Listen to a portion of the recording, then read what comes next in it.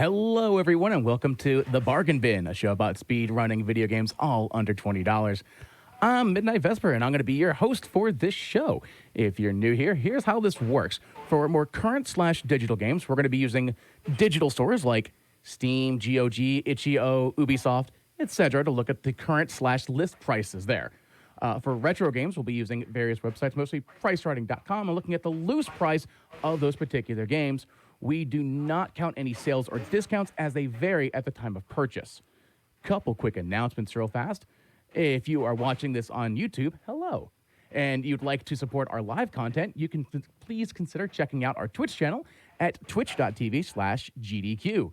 And of course, if you have an Amazon Prime account, you can subscribe to any Twitch channel of your choice every month for free. Please consider using your Prime Gaming account to subscribe to the GDQ Twitch channel. And of course, on today's show, we're going to be traveling to the planet Gaia. We'll be joining Cloud, Tifa, Barret, and so many others to defeat that evil Sephiroth. That's right, it's going to be Final Fantasy VII PC Edition tonight. But it's not just any normal speedrun. We'll be having a race between Sloa the Demon and Camper. So I'm super excited for this, and I bet everyone is excited for this. So without further ado, let's go ahead and toss it to our runners. Sloa, Camper, how are you on this fantastic day? It's so hot in my room. I'm melting. It's so hot. Oh, yeah, that's a great start. I mean, hello, I'm doing all right. Well, outside of just the fact that I actually just completely forgot we had to do this, and then Vesper's like, "Oh yeah, so we're getting set up," and I'm like, "Oh crap, I forgot about this." The thing I invited Camper to. Oh yeah, that's right.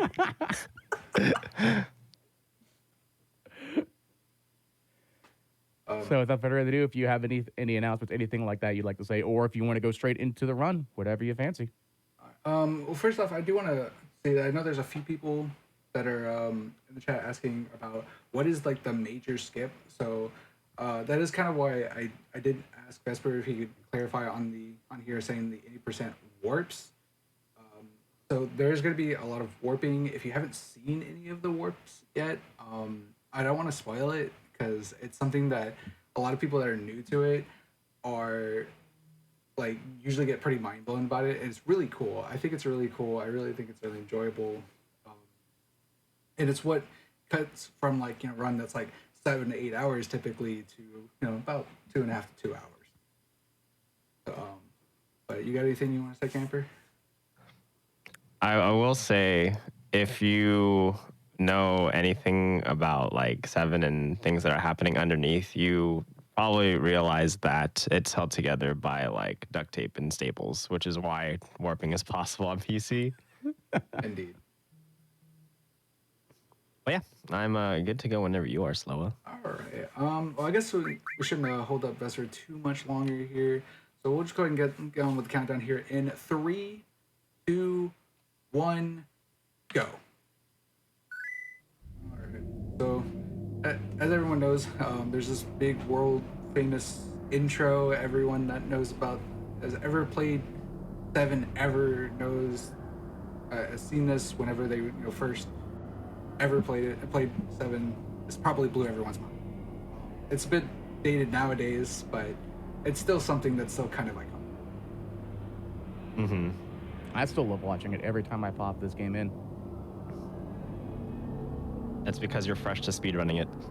Nah, well. You're not wrong.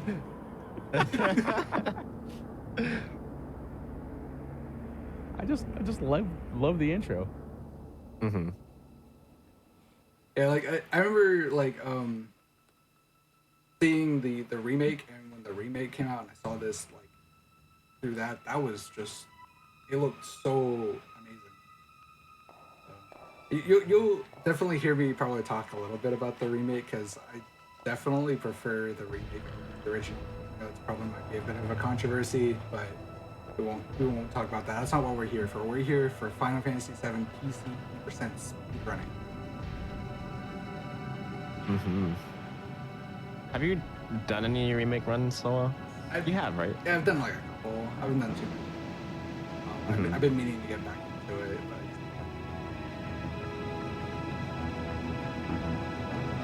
I remember playing it for the first time. I wanted to stream it, and then my Elgato died, and I was like, well, here we are. But I had a lot of fun with the remake. yeah, remake Oh, is super fun, yeah. remake is was like I was one of the naysayers. I'll be honest, I was one of the first naysayers of the 7 remake and said it was going to be awful. I'm glad I was proven wrong. That's what I always say. I'm proud I was proven wrong. I still remember playing this just the demo and just wow. Oh, the demo of the remake? Yeah. Yes. So starting off here, we're just gonna be doing some green stuff here. It's nothing crazy. Already off to a great start. Kind of tripped up on it. Okay. Me too, me too. All right, so probably right here is pretty much where it's gonna probably differentiate with Camper and me. I don't know if he's gonna be doing step manipulation, but I will not be doing step manipulation. Or do so. So we'll see. Yeah, mine's gonna come in a bit later. I don't do name skip. Well, I learned it, but it's so tight that I'm like, Yeah, I'm not this one. I'm also not doing. Wait, I also forgot to. My first shit.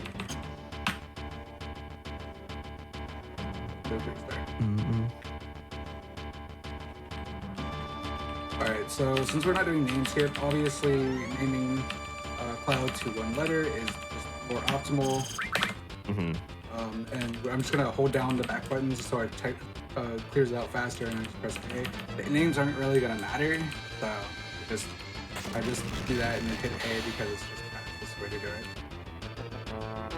Does it cause any confusion when you name your characters all one letter?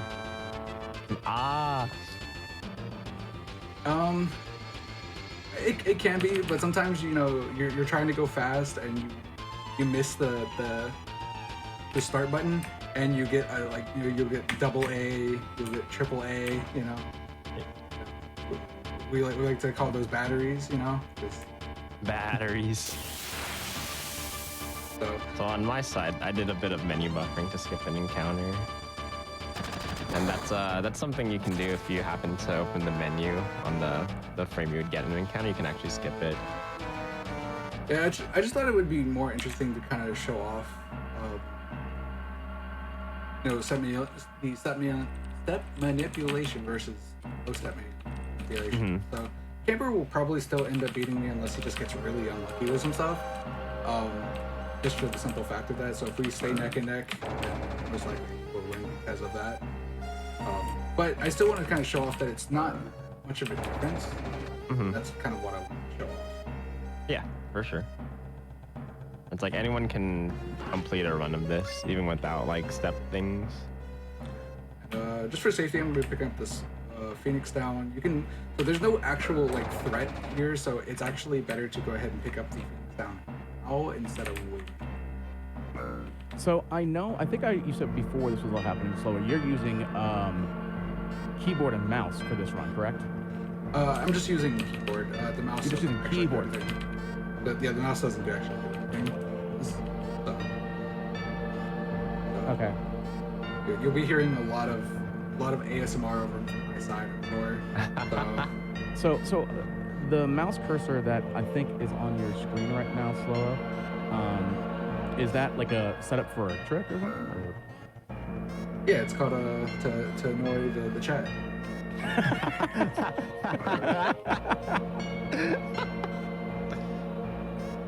Also, the classic, I pressed the button because I was distracted.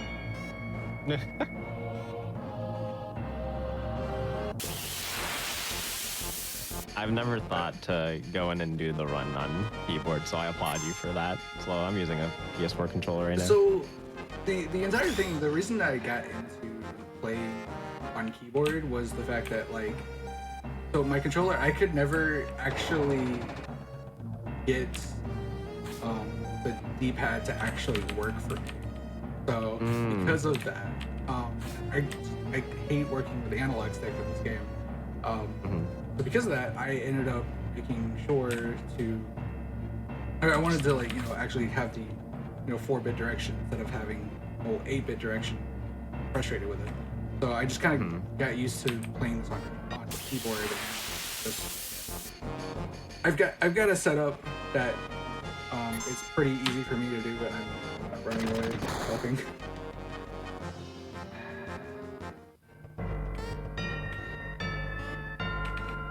That's also good for me to know because when I play this on PC, I can never get the D-pad to work as well. Yeah, And so, it's always interesting. I'm trying to menu down like really fast, and then I accidentally move it just a little bit to where it says defend. Oh yeah, Yeah. that'll do it. That D-pad will do it. indeed. So yeah, what I end up doing is I have obviously my arrow keys for my movement, and for my cancel is my Q, and I have for confirm, and my 2 is my switch button, or the square button. More people will probably know. My LNRs is 1 and 3. The tab is for my menu. It's all like just all where I can easily hit it. Oops, I didn't realize I was starting to repair it there. So I just kind of held down, thought I was starting the cloud. Off to a great start here. So I'm gonna throw a potion here. Oh no, it was either. Oh, that's even worse. Oh no. Oh no! Oh no! That's okay. You should be fine. Yeah, it should be fine. I can just go pick up it. There's a couple of backup ethers I can pick up for mine. Yeah. There we go.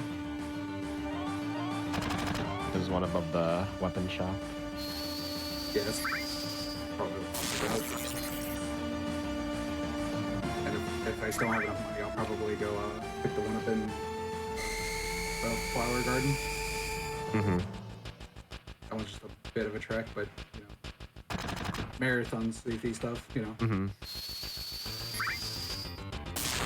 So on my screen, I kind of buffered Barret attack, so that way I could try and use a limit if needed. Because limits in this game are your special abilities, and that takes priority. So you can sneak in an extra attack in some fights. Get it? So is saving limit breaks for PC, is it a good idea or is it a bad idea? In terms of like use your limit break immediately or conserve it for another battle? I think it kind of depends, because there's, for what I'm going to try to do, I'm going to try and get a preemptive fight, and so having Cloud's limit for that will be really good. But there are some fights where the boss can do attacks which can put your characters to sleep. And so if you use limits to kind of force it into its second stage, then there's less risk in that particular fight. So it kind of depends on where you are, I think. Indeed. But in general, I think using them, especially if depending on your money route, if you're tight on using grenades, limits aren't too bad. Okay. And as you see right there on my screen, I actually ended up using, obviously since I'm not going to be trying to force the preemptive a specific boss, which is what Camper is trying to do. It's not really useful for me to hold on to it, so it's better to use the guard scorpion so I can attempt there. Keyword of course is attempt.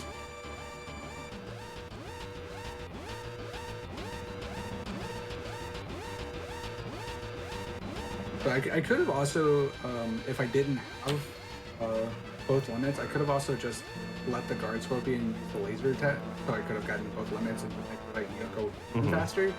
But I already had a limit on Cloud, I just didn't bother doing it. I just waited it out. Yeah.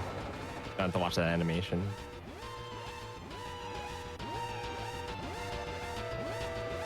So, a fun little fact about the remake. So when you actually have like the timer going, the timer actually is fake. It doesn't, like nothing happens if timer hits 0. So, fun little fact for everybody. You mean this whole time I've been running around thinking that the game will give me a game over if it turns to 0? Pretty much. There is no game over. It just uninstalls itself from your console. Exactly. Imagine that on the PlayStation version, just uninstalls from the disc. Yeah, it's just uninstalls. It just like ejects the disc and everything. It just sends into the trash.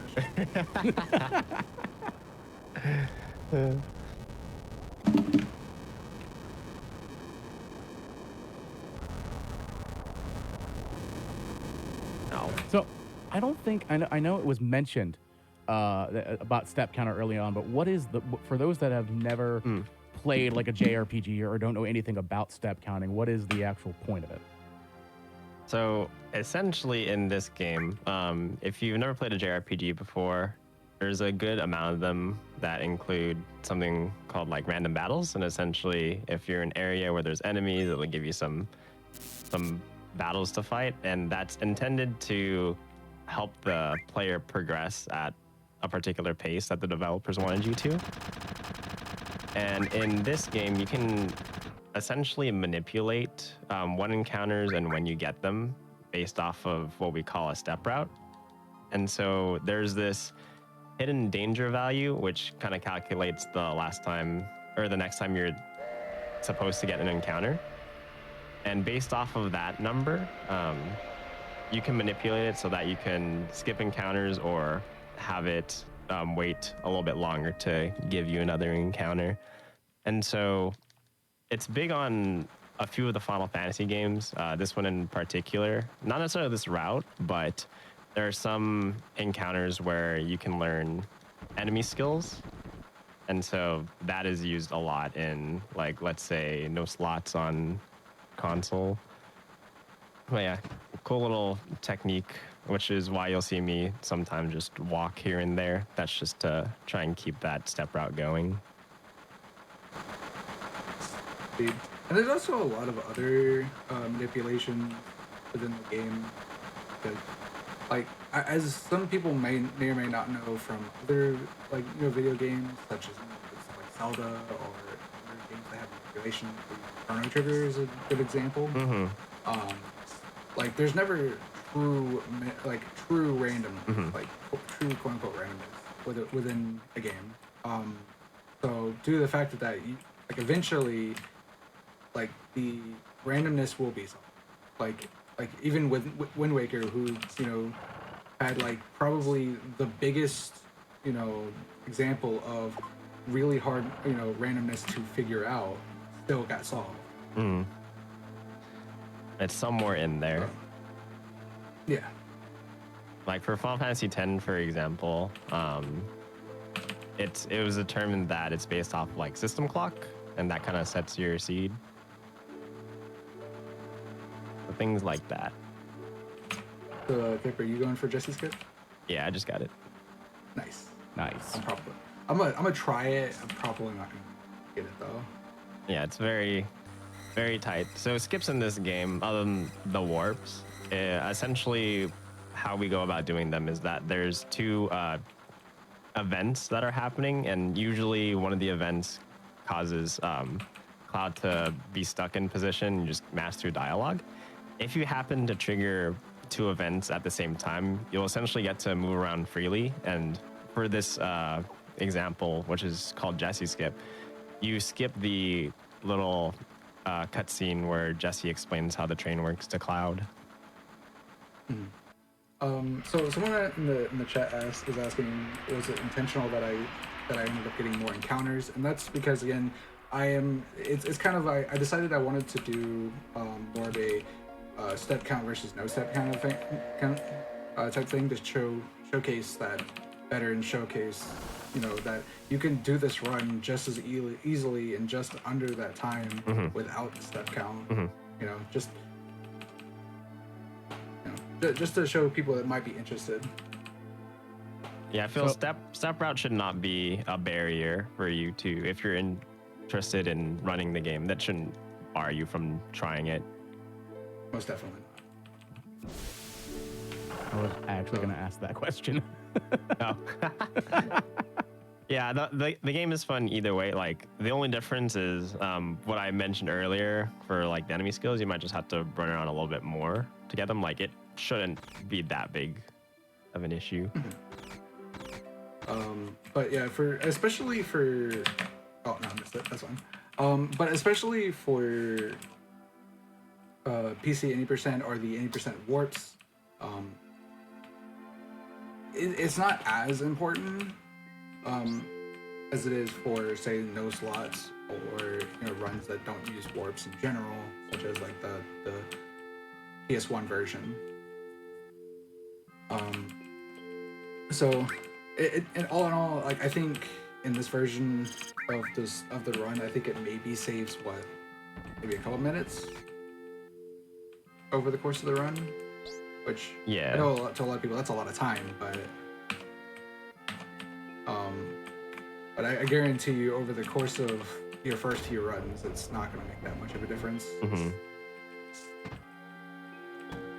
Like there's so much more to learning the run itself, besides step count or step route. So since we're on the concept of, well, we were talking about earlier, like since this is on a PC, and I remember in, I think it was 97, may have been 98, it actually was released on PC because it had that like trapezoid style box, if memory serves me correct. Are you playing a version like a remastered version of the PlayStation port, or is this a remastered of the PC version? That's a good question. I'm not sure. All I know is that it's the Steam version, and it has an option to toggle like better graphics and I guess old school graphics.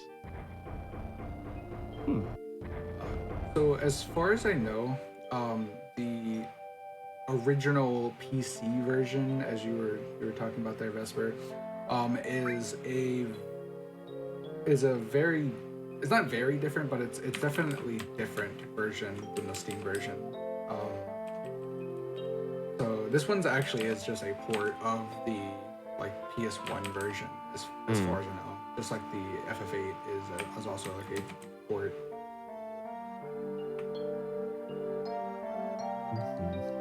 So here, like as you can see, Camper's already in the kind of flashback, one of the flashbacks of the cutscene, saying of Cloud talking about I wanna be a soldier, and how he's gonna grow up and protect everybody. I love the models in this flashback because it's very apparent that Cloud has a child model, but Tifa's looks normal. Yeah. I never noticed that. She also doesn't have any knees. Feels bad.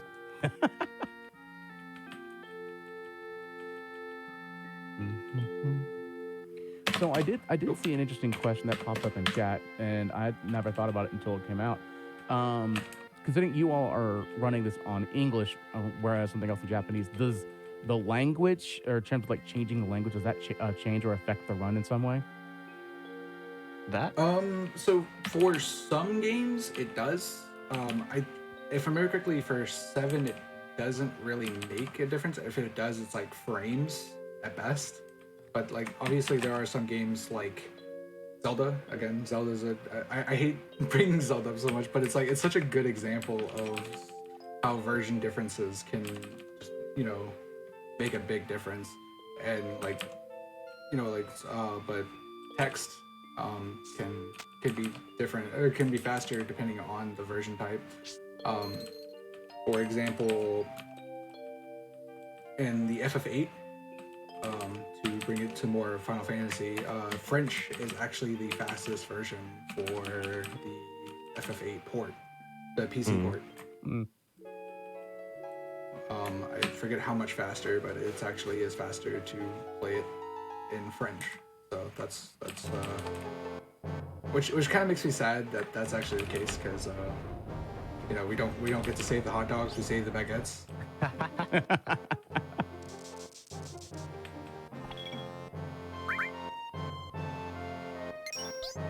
So some people are asking, like, what is warps in Final Fantasy VII? So again, I don't want to spoil it too much, but there are some kind of interesting tricks that kind of happen pretty much late into the run.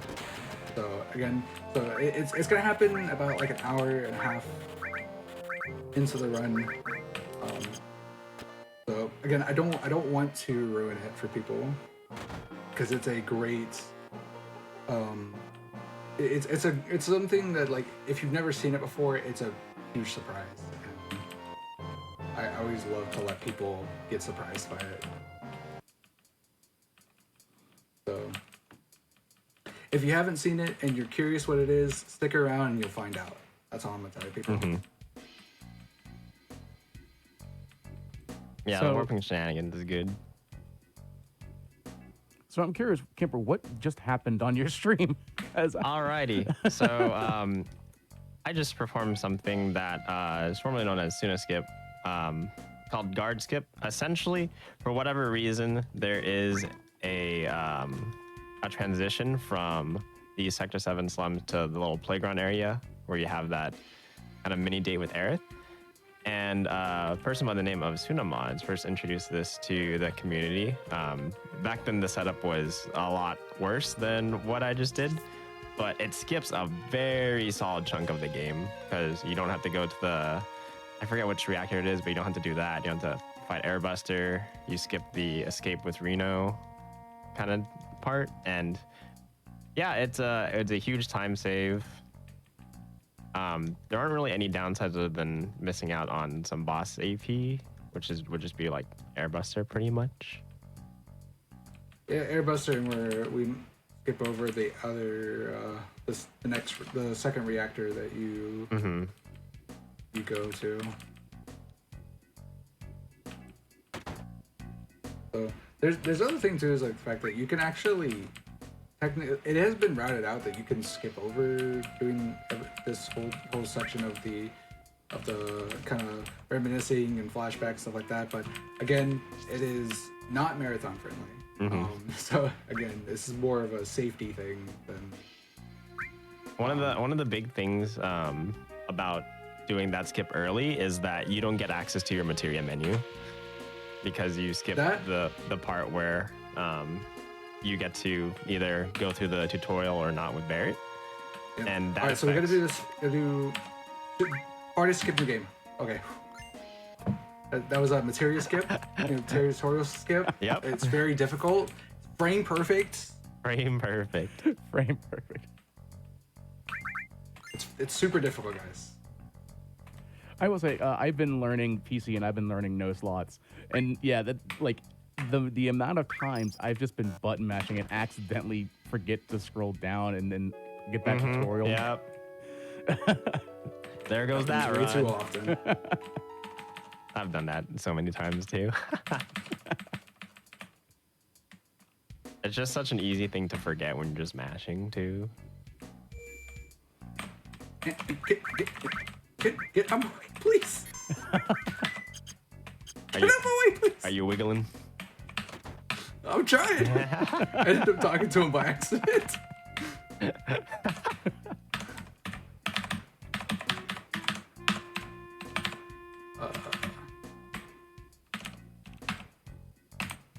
I'm just glad I'm not the only one that has that issue.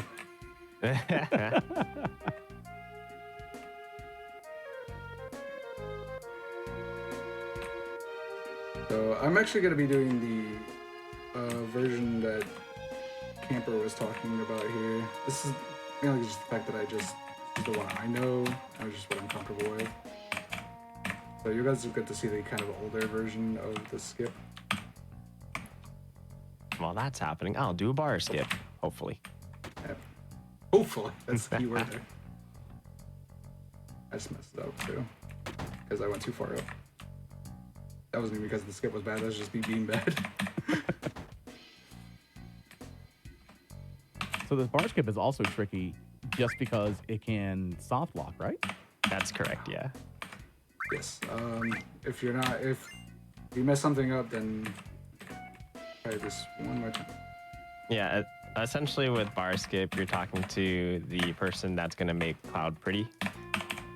And so it counts as an event where I mentioned before where the player stops being able to control Cloud, but you can skip over that by interacting with the bathroom stall. And there's a lot of inputs that are happening in the sense that you're clearing text boxes that would normally show up, but since things are overlapping, you're skipping it. The part where it soft locks is if you close out a particular text box, which is Aerith's key to start running to you. And if you're in a spot where she can't get to you, then you're stuck, which is why I made a safety save there. But now we're doing squats.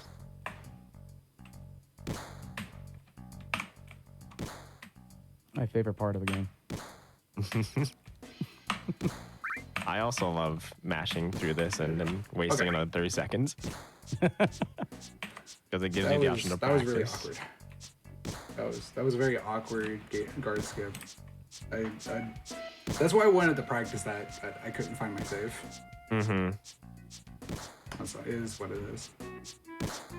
It's impressive nonetheless. It is. At least you got it. We're through. Yes. Yeah, I was about to say if I don't get it next like few times, I might just I have a save for like bar skip. I'm like just for the sake of actually making this a race. Mm-hmm. It took me a while to learn it, and I was learning a new way too. It's really tricky because, and that's a lot of the setups here in this game. Like some of them are like pixel perfect. And it's like, once you do it, you can kind of like see your lineup, but until you actually visually see it yourself, it can be rough.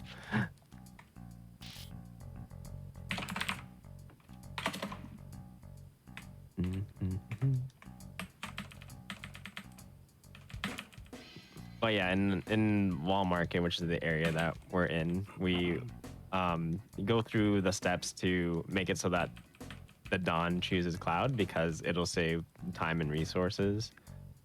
Since if he doesn't choose Cloud, you'd have to go through some fights, and that uses up our bread and butter, which are grenades for Midgar. So let's delve into that for a second. Like, why are grenades? Like, why do you use grenades instead of like normally attacking or using magic or anything like that?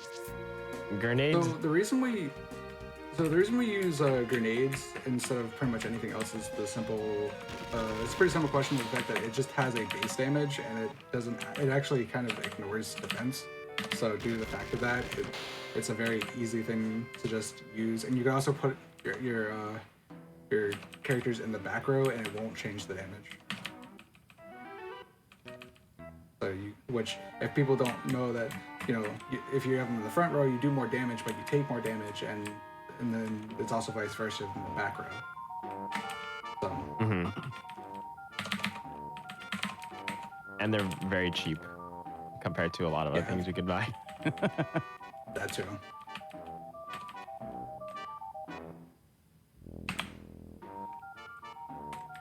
It's funny watching a bunch of JRPG speedruns which just abuse items that otherwise wouldn't be abused or just kind of there. But it's like, yeah, this is lots of damage and I can afford it.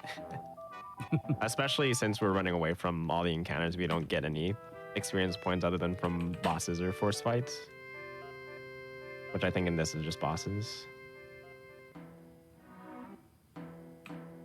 Mm-hmm. Oh my goodness. I wasn't paying attention. Let's go back in.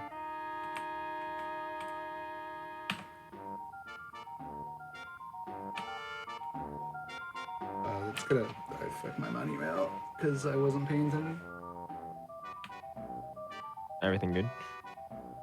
Yeah, I hit no comment instead of hitting.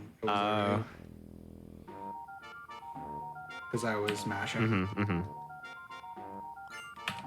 Yeah, that's the tricky part about Wall Market is that there are some inputs that you have to do, and in order to get all the things you need for Cloud to be chosen, you need to make sure that you select certain options. You also got to make sure to turn in certain things too. If you don't, you're also going to get messed up. So this is Big Don Corneo, and I can't help but always look at his hair and think he's just wearing a banana. That's just what it looks like to me. It does. I won't even deny that. It does look like a banana. I'm never gonna unsee that now. Just every run is gonna be banana. Also, and this is presumptuous of me, but just look at the amount of ramen bowls this guy has. He's eating good. Never noticed that. Just on his desk. Yeah. Yeah, that's something I've never noticed too. Actually, I'm not even gonna lie. Okay, can I just like get one thing right today, please? You got Let's this. at least hopefully. Let's hope I can at least get bar skip correctly. Let's go.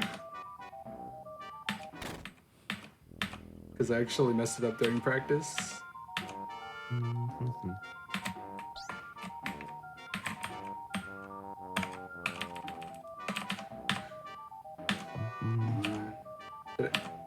my goodness.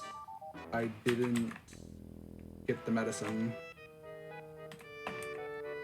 Oh. I was like, why did this not work? I'm like, because I didn't get the medicine. Yeah. Oh, That'll do it. You're just bothering someone in the bathroom. Yeah.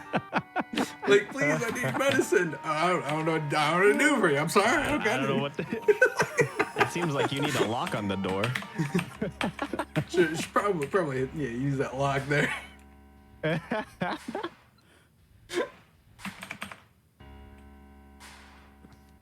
All right, take two. I did it right and everything. That was the funniest thing of it too. no. I just forgot to pick up the medicine. it's all in good fun. Yes, indeed.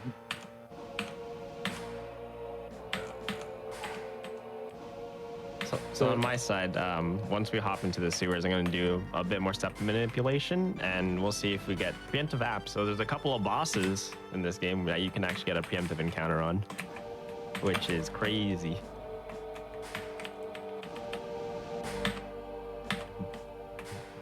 I do it right.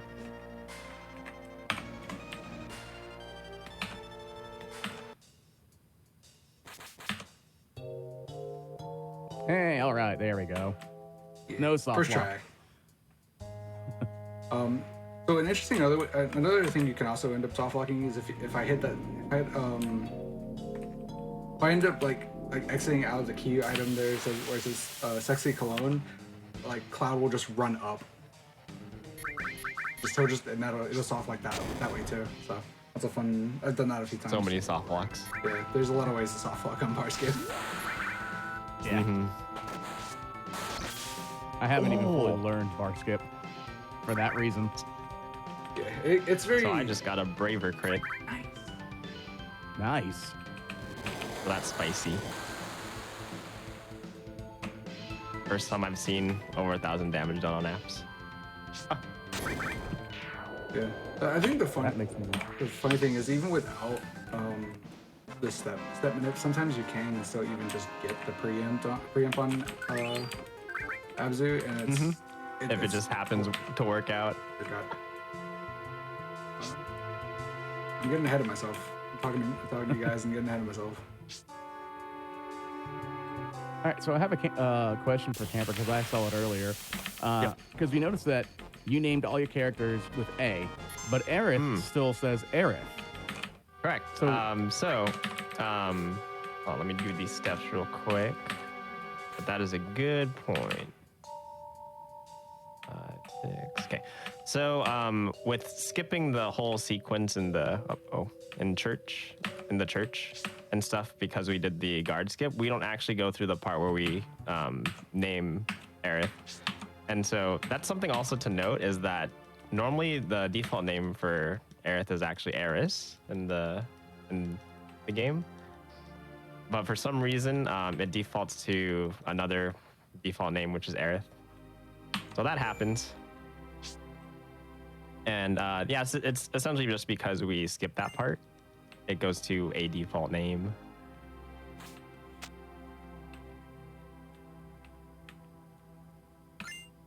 I think she'll be the only one. Only 20. That's lame. Usually like a 23. I played it super safe here though. I didn't want to mess up. Mm-hmm. Could have gone way faster than I did.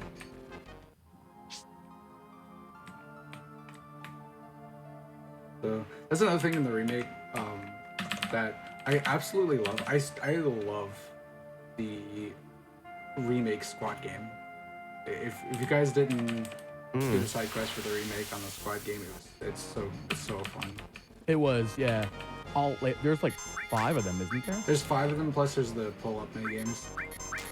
Yeah.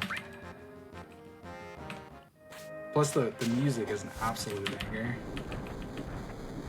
Yeah, I was gonna even in this one. Oh yeah, absolutely.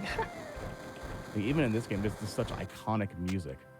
Mhm. Sometimes it's just so hard to talk because you're just humming the music in your head. Mhm.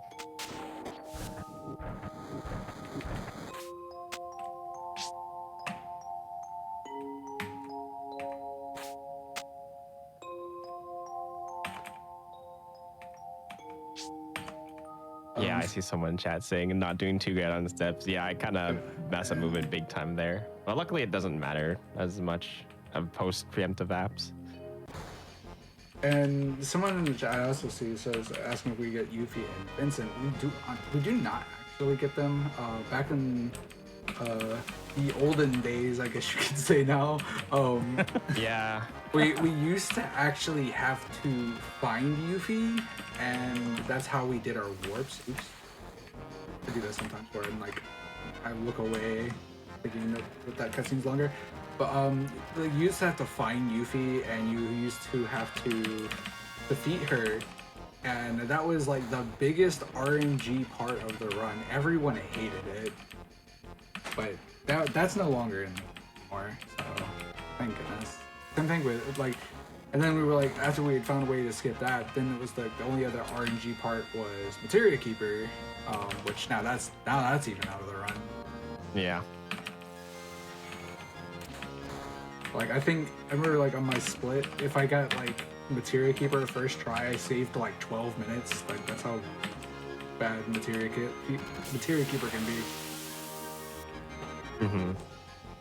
Yeah, Materia Keeper was rough, but the Stratford is super cool. Oh yeah, I Yeah. love this track.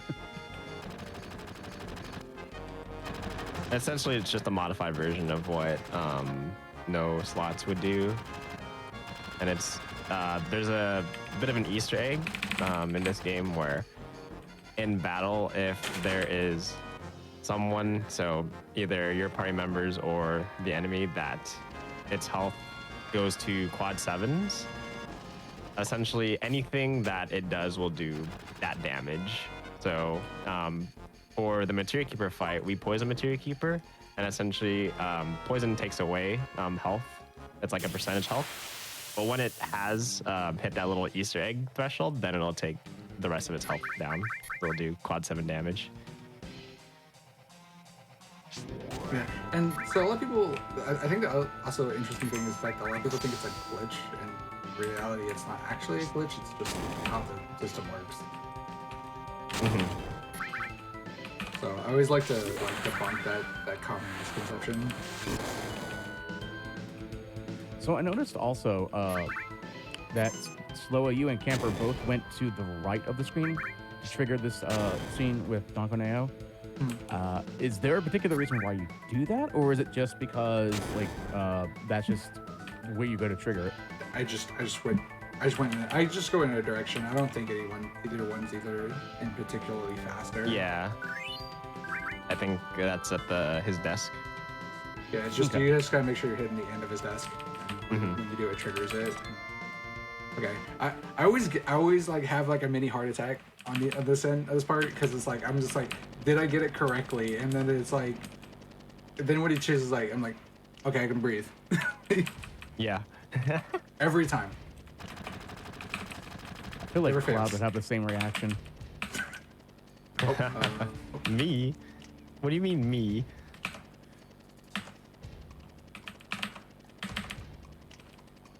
Cloud, own up to all the work that we put into making you pretty.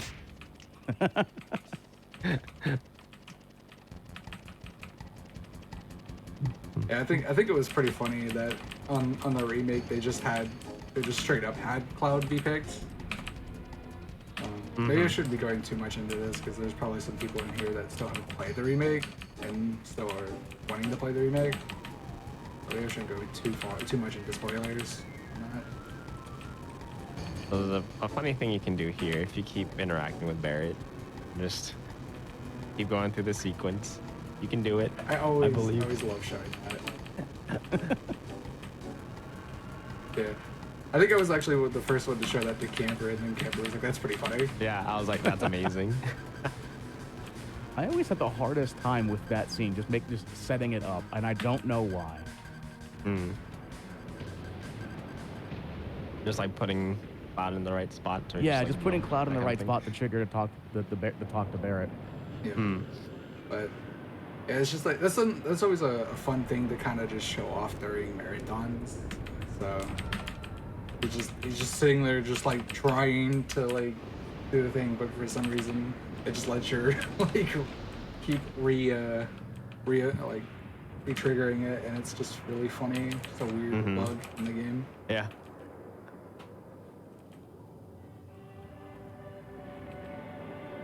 I think I saw a question in chat if there was any big differences between original PC and the Steam version. I don't know. I've never looked into the original PC. Outside of things like visual bugs, I think there's not really much differences if I remember correctly. I wonder Yeah, if it has the O faces. Probably does. Sunamod, the one that found Sunaskip, could probably tell you any actual differences between versions. I know at least I know in terms of like difference between the Steam version and the original PC. I know you don't get a box with the Steam version. That lovely Final Fantasy VII box that looks like a trapezoid, as I mentioned earlier. Yeah. Exclusive box.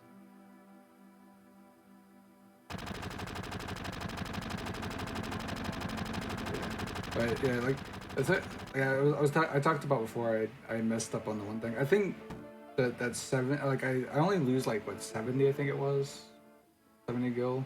So I think I'm like out like 1 grenade, which if I'm really unlucky could make the difference.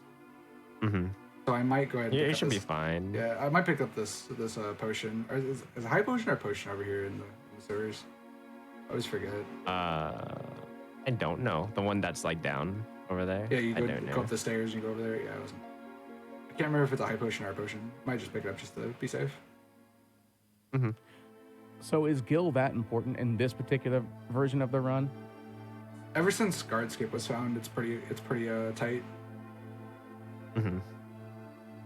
Oh yeah, because also since you're skipping those bosses, there's the combination of like the boss skill and if they drop items, you normally sell.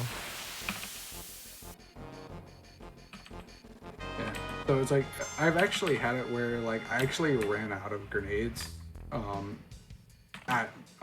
It's just a potion. That's fine. But I actually ran out of grenades at Rufus. So yeah, it is pretty important. That gets awkward. Yeah. So if you're just really unlucky, you can easily just run out of stuff if you can't buy as many as possible.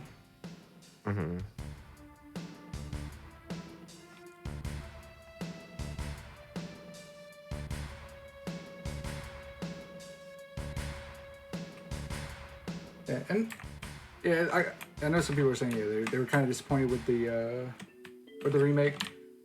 I definitely understand people's point of view on that. They weren't really a big fan of the remake. It's I personally I also wasn't really that big of a fan of the OG. Like I think it was good, but I just don't think it as good as a lot of people make it out to be. So that's probably why I'm just such a huge fan of the remake, because it just makes the OG just so much better to me.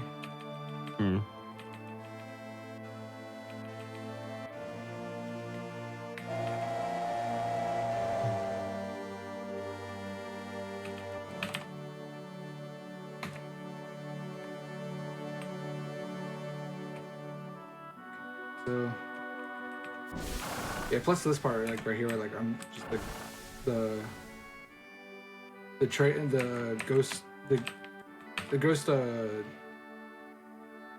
was it called, the train graveyard? Yeah, train graveyard was super cool in the remake. I loved it so much. It was, Oh yeah. Oh yeah. it was one of my favorites. That and Honeybee Inn. Honeybee, yeah, I loved that. I loved Honeybee Inn. That was great. I will say, because I ran this game prior to the remake being released, I underestimated the big house fight in the remake. I was like, "Oh, you're just a normal enemy." I was wrong. I got destroyed. That was probably one of my big complaints with the remake was I didn't really like the whole like upgrading normal enemies to becoming boss fights. I just felt like I felt it was lazy, personally. Rather than like making a completely new. Yeah, completely new bosses or something. I would have rather that.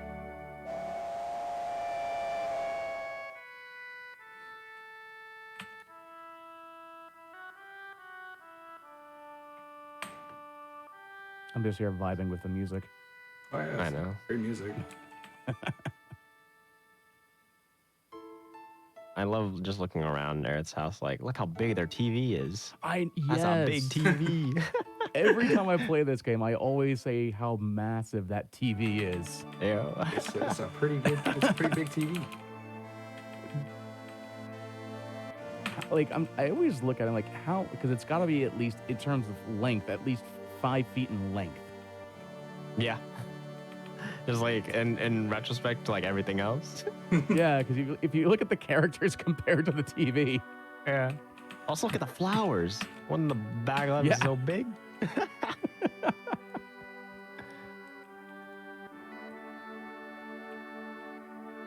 Jeez. Look at that TV. Yeah, there's another great example of how the TV is. Yo, I always thought that was just like a storage system. I did not realize that was a TV. I thought it was just like a little storage box or something. I don't think I noticed it until I played PC, and then because of the higher resolution. That's fair.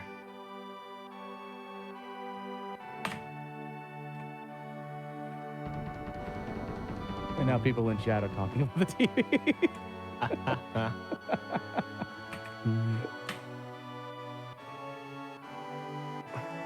Got a back attack, unlucky. I think you can get you can like sometimes not get a back attack, but it also depends on. But I also had to I picked up a bunch of extra stuff, so that's probably why I got the back attack.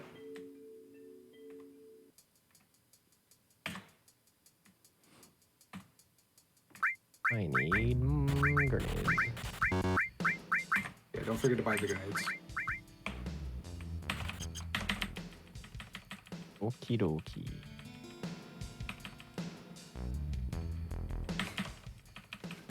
That would be a huge microwave. That was what that was.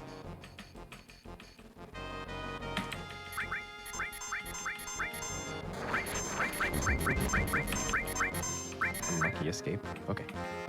Yeah, that was one of the things. Like, I do like outside of just like some of the boss fights that, like I said, I talked about saying that I wasn't a big fan of.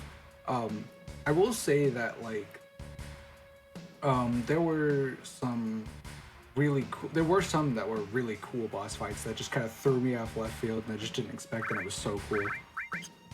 Like, again, I don't want to spoil too much for anybody in the chat that might not have played the remake, but some of you guys might be thinking, could probably think of a few I'm thinking of.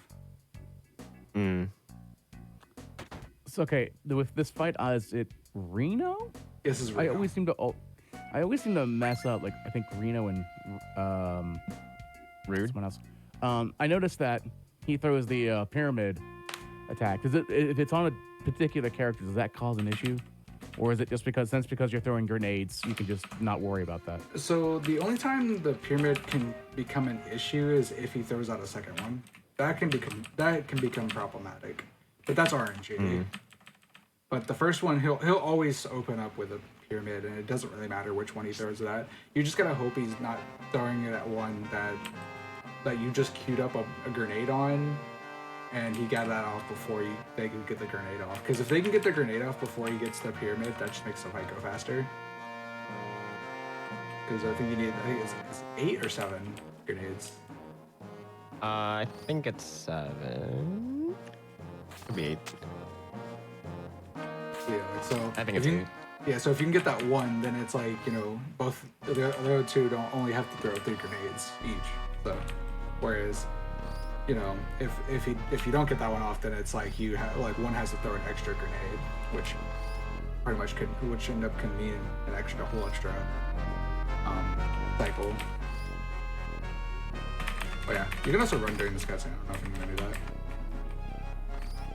Just run around like, yeah, things are happening. We're gonna die. That's always what I think. That's why I always just imagine in my brain. It's just like Cloud's just like, we're gonna die. Is that because I know in a lot of those cutscenes you still have control. Does it play a factor in any other types of tips or tricks throughout this run? Not in this run particularly, but in like non-warp runs, aka like you know, like no slots or slots. There's a very particular skip that you, Vesper, may or may not have gotten to yet, but known as Midgar Raid Skip, which actually plays a factor in you being able to move during a cutscene that you shouldn't be able to move in the first place. Yeah. So that's probably the biggest one. yeah, that's probably the biggest one I can think of. But in this run particularly, no. It's all just for fun and silly, you know, giggles. And so that was the end of Sector 5, right, Sloa? I always can't remember if it's Sector 5, 6, 7.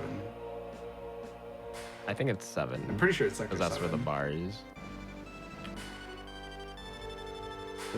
Sector... Because 7th heaven. Yeah, because Sector 5 is where Aerith lives, if I remember correctly, and then Sector 6 is where Wall Market is.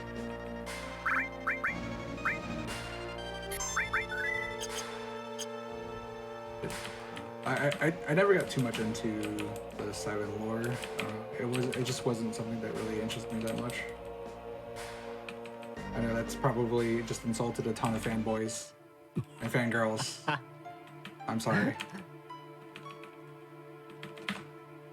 And to be fair, as a kid, when I played video games, I was like, yeah, show me the action. I don't need this. I guess that's why I became a speedrunner. I was like, I don't need this dialogue. The stairs was the best part. It was 100% the stairs was the best part of the remake. Changed my mind. Oh, the stairs? The stairs in the remake was that was the best part. Was the stairs. Just changed my mind. That's why I always. I'm so happy that's still in there.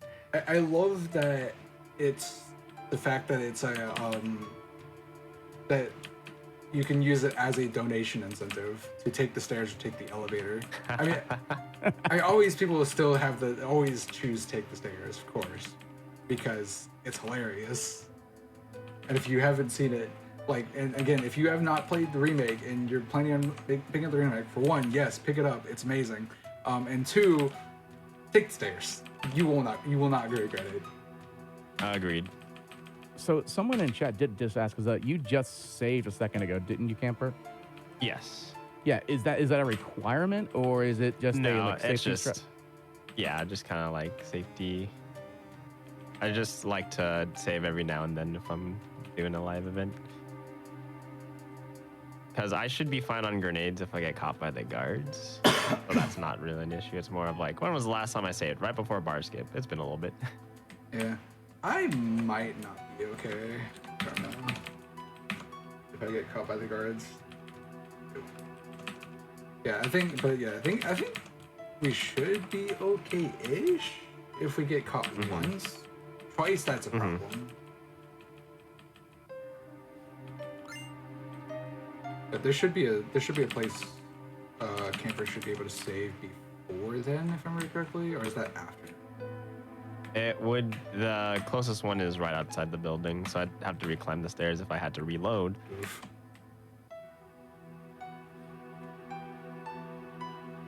And the stairs used to actually be a requirement for the run because of the Materia Keeper strat. We need to get that elixir that's there. I mean, I guess you could get the password thing. But then the lobby of Shinra HQ, if you break in, that also counts towards your step counter, if I recall correctly. Whereas if you take the stairs, there's no encounters on the way up. I think the world record as of recent actually found a way to elevator manip and does that now. I think. Uh-huh. I think. Don't quote me on that. I think that's correct. I haven't looked into it myself, and I'm not entirely sure what the elevator manip does. I imagine it just makes it so you only get maybe like one encounter up, because I remember there was some discussions in the Discord about it and how to manipulate it, because when you, I don't know how when it's set, but essentially if you choose to break through the Shinra HQ and you go through like the front and stuff, there's a part where you take an elevator up to where I'd be going now, and the amount of encounters you end up getting on the way up is random. And yes, I do want to remind everyone this is a race. This is a race between me and Camper. Although Camper is definitely kicking my tail right now. But that's beside the point. We're all here to have fun. We're all here to show off. You know. Like Yeah, we're showing off the game ultimately. Ultimately, yeah, showing. And ultimately, I already knew Camper was going to be miles ahead of me anyway. Just the fact, again, I decided to not do manipulation or step manipulation, whereas Camper did. So ultimately, I felt like I said it would be something interesting to kind of show off, even if it meant that Camper was going to be pretty far ahead of me. So I may have missed it, but I know in no slots, I think you have to switch your ATB for this fight, Camper, or is it after us? Something we haven't talked about is this menu config of ATB wait, active or wait. Essentially, the difference between the two is if it's active, if you open up like a battle screen menu, then the ATB for both you and the enemies continues to fill. Just before I exited the little playground area, I set it to wait, and that's for this fight. So essentially, with the, I believe they're Mighty Grunts, they have the external shell, which is like the red armor, and their ATB actually resets when you take that out. And so by using ATB waiting, you can mitigate the amount of attacks they get off.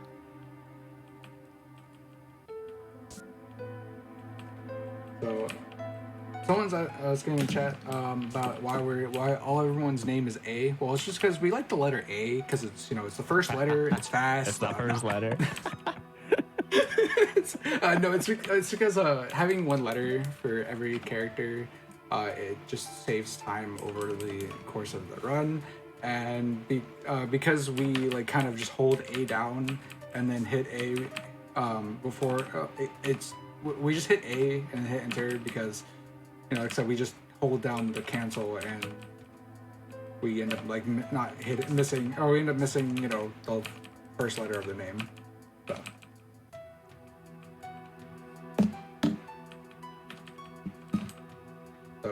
we have to put something in there. So also, I just want to point out, Barrett is like, he's the true speeder. Like, watch this. Okay, he went up to see Marlene, and now he's going to he's here to this topic. He's just rushing down.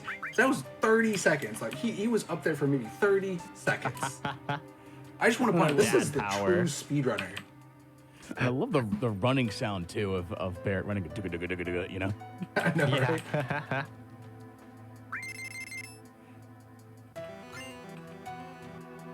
So something neat about this password part, the game actually sets what the password would be as soon as you enter the floor, and that's based off your in-game time. And so it's a little bit different between console and PC, but essentially you take the seconds of your in-game time, you divide it by 4, and then the remainder you can figure out what the password would be.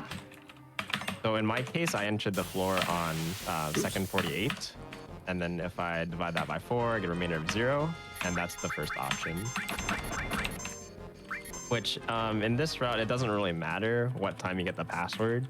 I know that in at least no slots, there's an elemental materia, and I think you need that. I'm just gonna buy like a couple more just to be safe, because I still have like a 200 I can spend here. Also, in this puzzle room, if you put the first piece into that, I guess, middle right section, then the chests all unlock. Because if you put it in another spot, there's actually a particular order you have to open up the chest and get the parts. I don't know why that is, but it's a thing. It is a very odd thing, yes. But Camper didn't quite mention it, but you do have to buy batteries, so I have to be very careful on how much money I did spend there. And that's why I was trying to think of like, do I have a little bit extra cash to spend? Because like the more grenades I have, the better. You know, it's just more safer it is. So that's why I kind of went back when I realized that I might want to go ahead and buy just a couple more. Even like I said, one to two grenades could make the difference, like significantly. It's kind of crazy. Because the thing is like we only need grenades up to after Midgard. Like once after that, then like yes, they're nice to have, but they're not really necessary.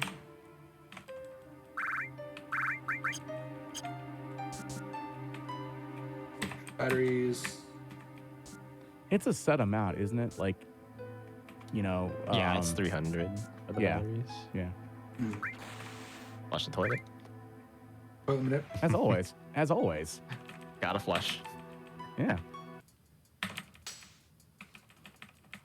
I mean, what happens if you stand on that toilet and you slip? You know. That's true. Like I always say, you gotta do it during marathons for good luck, and if you don't, then you're just gonna have bad luck for the rest of the marathon.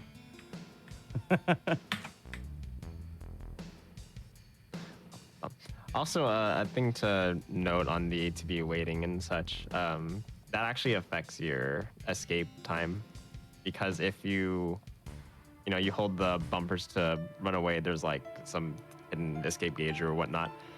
If an enemy like attacks and puts the ATV to the wait mode, that actually pauses your escape gauge.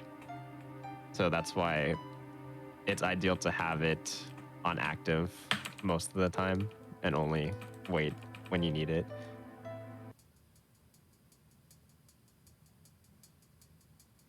Also, a little small time save. You'll see when I want to change that configuration, I try to do it before a screen transition, and that's because there's a little fade out animation where it goes to a darker screen. And at least on the PC version, I don't think it matters on console, but if you open up the menu, it'll do that fade out. If you exit it and then immediately go to the next screen, you skip that animation. So just small little time save.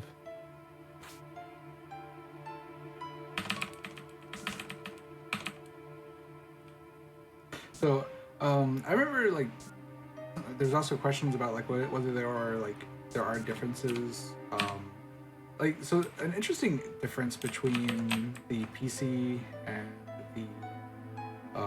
the console version is the photo skip. It's not like different in how you do it, but it does act differently between the versions. Yeah. Just super weird. So in the PC version, it actually soft locks the game. So because of that, you're not actually able to do the PC. You're not actually able to do it in warps runs. We used to use it to warp over to Mount Nibble, but of course now we don't worry about it anymore. But yeah, we don't even do photo skip anymore on PC. yeah, we do a different skip in the past, in the flashback, which again you'll find out. You'll see it. It's a pretty cool trick. You'll definitely see it before I get to it, but we'll be coming up to it here soon. So also I do want to point out that so we like have like Barrett and Tifa. They're also both saying like we should bust in. That's what Barrett's saying, right? And we should just like barrel in, bust in, just go guns blazing. And Tifa say we should sneak in, and I tell Barrett, oh, we should bust in, but then I walk over to go take the stairs. Yeah. Yeah. Talk about the biggest matter. debate. Yeah, I just want to talk about it's just like the biggest debate to cloud to bear it.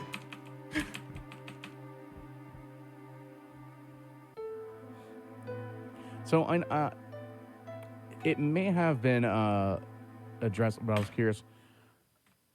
When you have that option of either busting in, or going and taking the stairs, for the speedrun purposes, we take the stairs.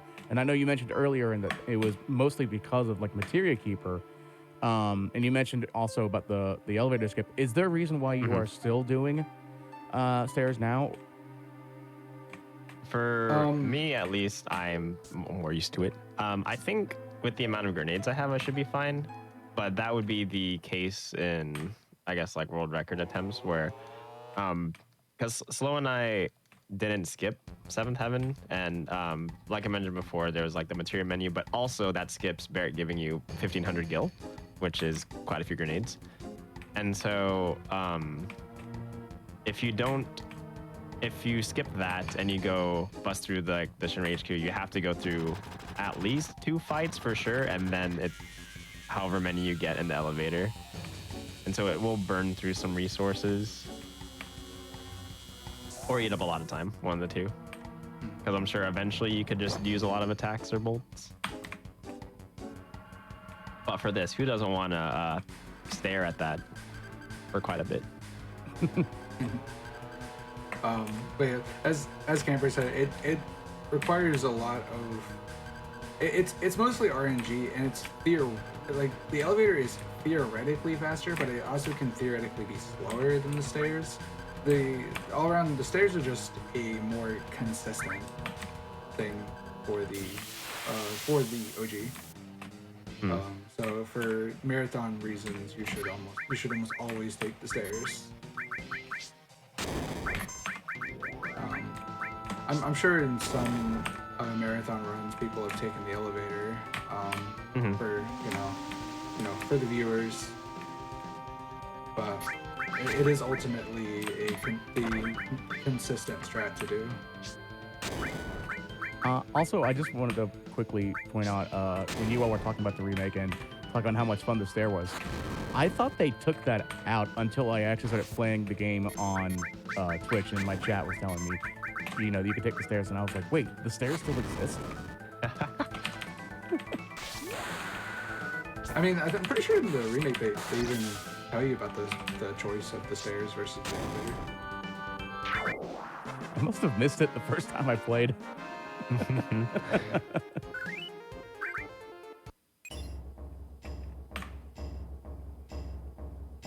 There's also the thing about if you bust in, I believe you can get into random encounters there, so that affects your steps. And there's a floor where I fought the Mighty Guards, or the Mighty Grunts, which is the soldiers in red. That particular screen, because there's a scripted fight there that you can't escape, if you get a random encounter there, you have to fight it. Like, you can't escape that, just because there's also that fight in there.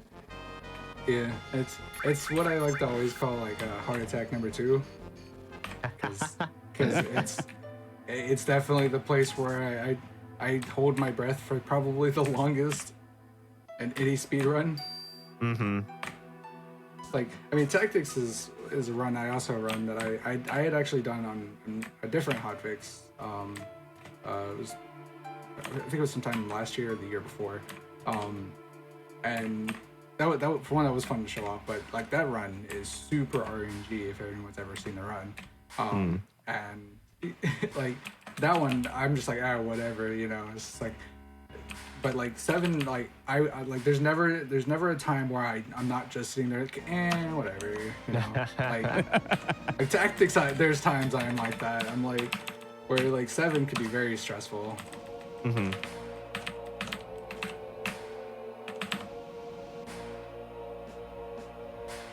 I think while I was learning no slots for PC, which is before CC skip, which is Cosmo Canyon skip, which is already insane. One part of it where it's like, if you get a random encounter, you can't escape. It's that section in the the glaciers, I think, with Shizo, the two-headed dragon. That hallway has random encounters, and you can't escape them. And I've gotten encounters there before, and I'm like, no, I already have so much to deal with.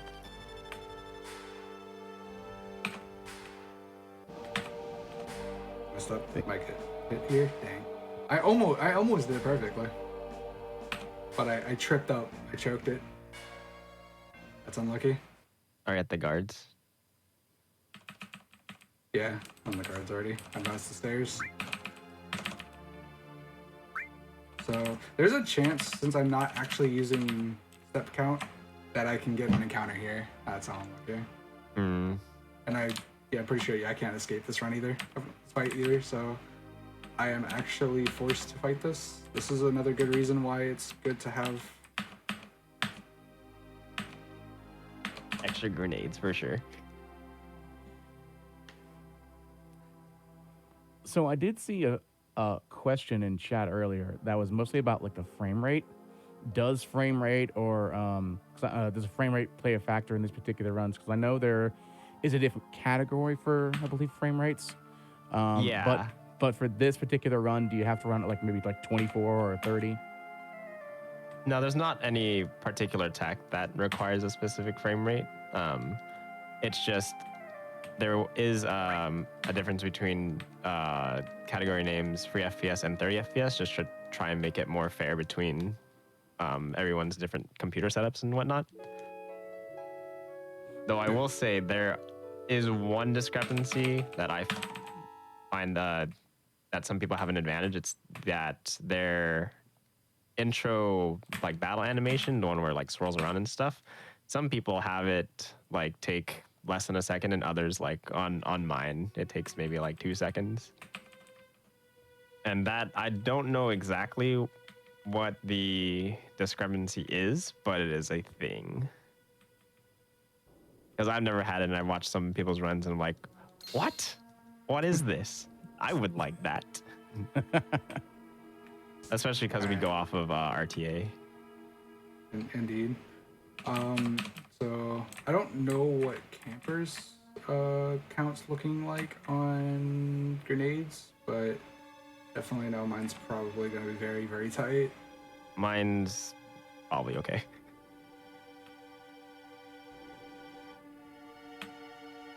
I really don't. I especially do not want to get caught here, so I'm going to take this very, very slow.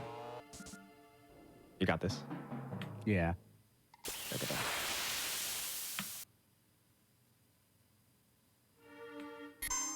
If I get caught, I do have a save. I do have a save I can use, so You're halfway there. Whoa. living on a prayer. Sorry, it just came out. I was thinking it, so. We're on the same page. Whoa, that scared me. You're in at full confidence. Okay, we're Nice. good. We're good. Nice. So with that, is there a particular strat to skipping the guards there? Or yes, you just there- wait for the pattern? So there's not really a particular way. You can do it extremely safe, like I did, where you can just. So if when they're swapping like that, it's definitely not a. That is not a good time to actually go. But when they're moving left to right, like that's the best time to go. So that's pretty much the safe way to do it, and then you can do it kind of the quote unquote risky way of doing it. Which is like I say, you can do it when they're crossing like that, but again, that's also kind of risky. Yeah, the quote pass guards, there's like a visual cue, and all that means is that when you see that visual cue, you mash confirm, and you hope for the best at that point, which is what I did.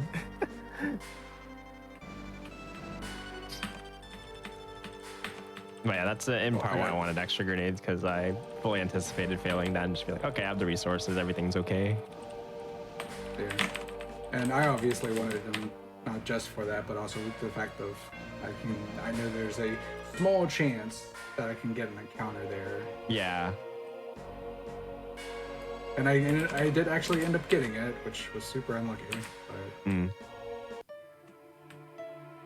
I've had it happen a couple runs of me not using step count. So it's like I said, it's kind of sucks when it happens, but it is what it is. Yeah, it is what yeah. it is. Definitely. The only reason it sucks is because like you have to essentially use, you know, depending on how many is in the encounter, which I got. I'm pretty sure the largest that can be in the encounter, which was 3. You end up using 9 grenades, and that can make, again, I keep saying this because it sounds like a broken record, but that can make the difference.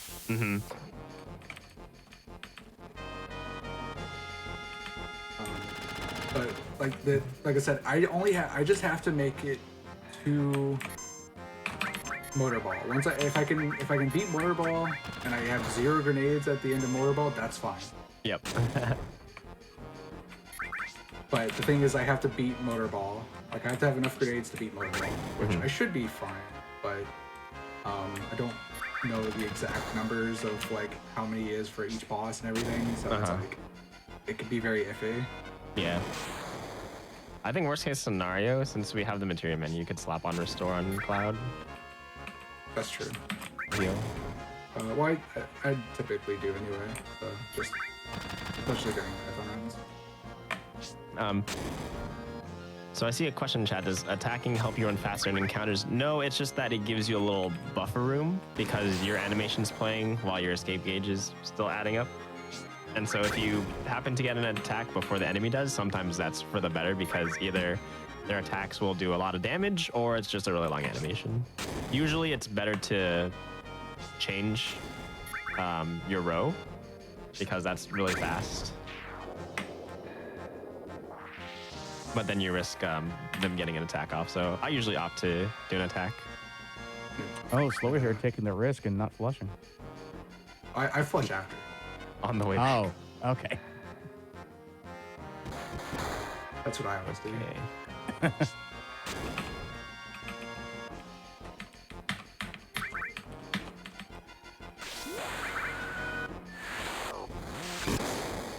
Yeah.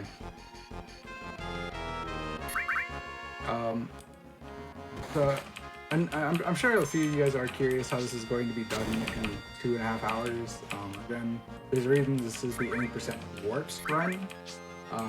You will see it over here in Camper's screen in probably what, 20-ish minutes? About right? 20-30 minutes? About, yeah.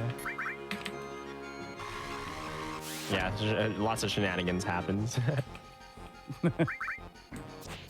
And Vesper, you were talking about when's a good time, or when having limit breaks or using limit breaks is relevant. This is definitely a good time. Like any amount of grenades you can save is fantastic. Which like because limit breaks will at this point will do like the equivalent of a grenade of damage. So or at least typically will. I think it's like maybe like 20 or 10 damage short or something.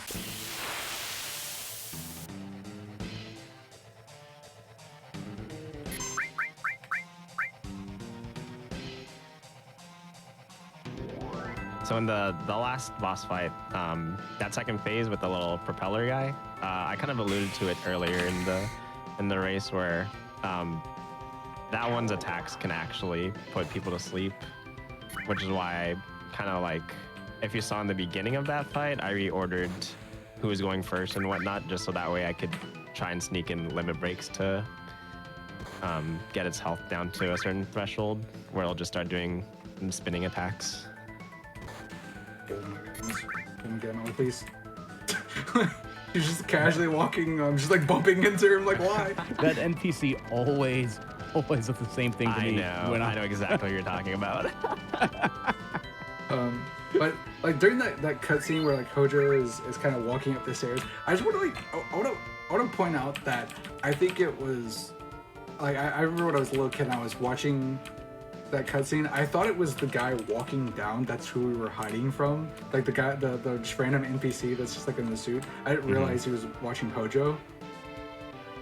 And so I was like, I was thinking like, oh crap, oh, he's gonna see me, and then he walked by. I was like, wait, was that not who I was scared of? Was that not who I was hiding from? It was really funny. I just remember that. It's just like such a memorable moment for me as a kid. Because I thought I just felt like such an idiot afterwards. What is the world record for this run right now? I think at least for the 30 FPS category right now, I think it's 1 hour 51 minutes and Some change, yeah. Over on my side, if you look to the right where the elevators are, if you look slightly down the lower one, you can kind of see a face there, and I've never been able to unsee it. I wish I could walk, but this is the last text box there. It's like just kind of there.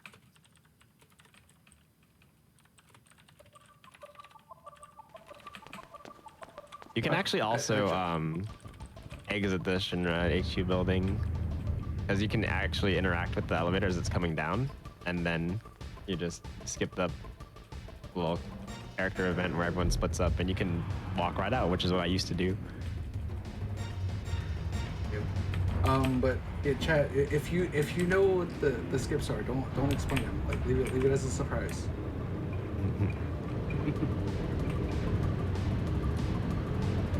So now we're at the motorcycle section, and I still remember hearing that song for the first time, and just being blown away. Yes. I can't remember how it was in the remake, but I'm pretty sure I was stoked to get to it. Yeah. That was one of those songs where, jaw on the ground, just wow. Yeah. Like, oh, I know what's going down. Yeah. Indeed, it's just another one of those things. Like I talked about it in the beginning. I know some people are just now joining us. I talked about how like the intro scene is kind of just such an iconic thing. So many people have like it's like just kind of like a childhood thing to them. So it's like that's kind of the same thing right there. Is like how how you have that. Or you have that's another scene that I feel like is just like kind of because it's just you just don't see it coming, right? It's just so cool. So something you'll Go ahead. I was gonna say you see what Camper's doing here. He's attempting to try and get 3 of these The red bikes. red bikes here, and unfortunately is getting very unlucky. One got ahead of the truck, and it's just awkward because the red bikes are usually pretty nice because as long as I have my windshield wiper going, it won't pass me. But I got unlucky with mashing, and then it got ahead, so it was in an awkward spot. You just call it a windshield wiper? Yep, it's my windshield wiper. It's windshield wiper. What else would it be? I mean, it looks like a windshield wiper to me. Yeah, I don't know what you. Never heard it called that. Also, I didn't know, because I knew about the strat using the red bikes, but I had no idea they could actually move forward and do that until I started speedrunning it. Yep. So this is another fight where having the ability to, as known as weight tricking, this is where it comes into very much into handy here, because this fight can sometimes go like way longer if you don't weight trick it. So it's an interesting thing of just being able of just letting the enemy attack and then having their ATB reset to 0. How that can just make the difference in time sometimes. And there's the fight.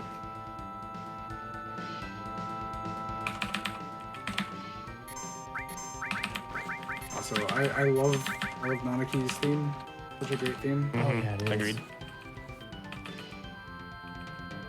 Shame it, that's like the only time in this particular run that we're going to hear it. Yeah. Unfortunately,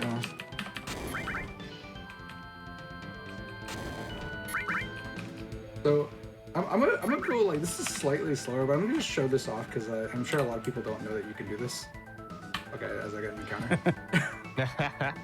You can get Oh, Oh, I got encounters. I got this. You get the The arcades. warning. I love that encounter.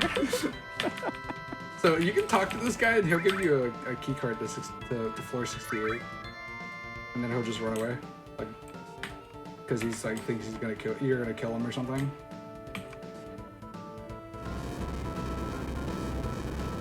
And then you can just run up here, go to floor 69 if you wanted to.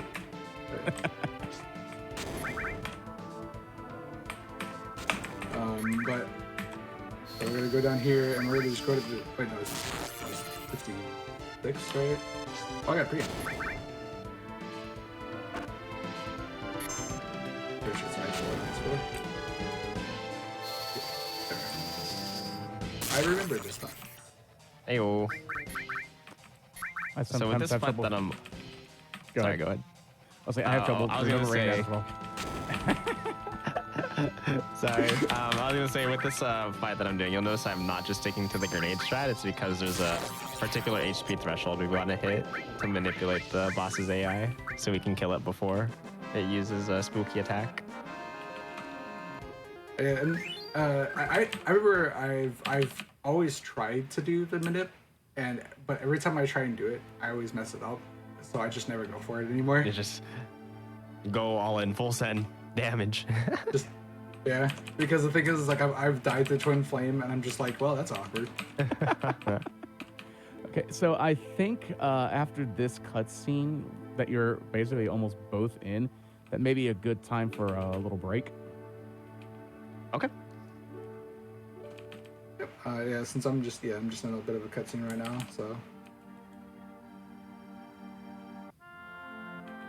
As soon as I'm done mashing this and I'm in the jail, I'll stop. I will get the setup. It'd be a good spot to stop. Okay.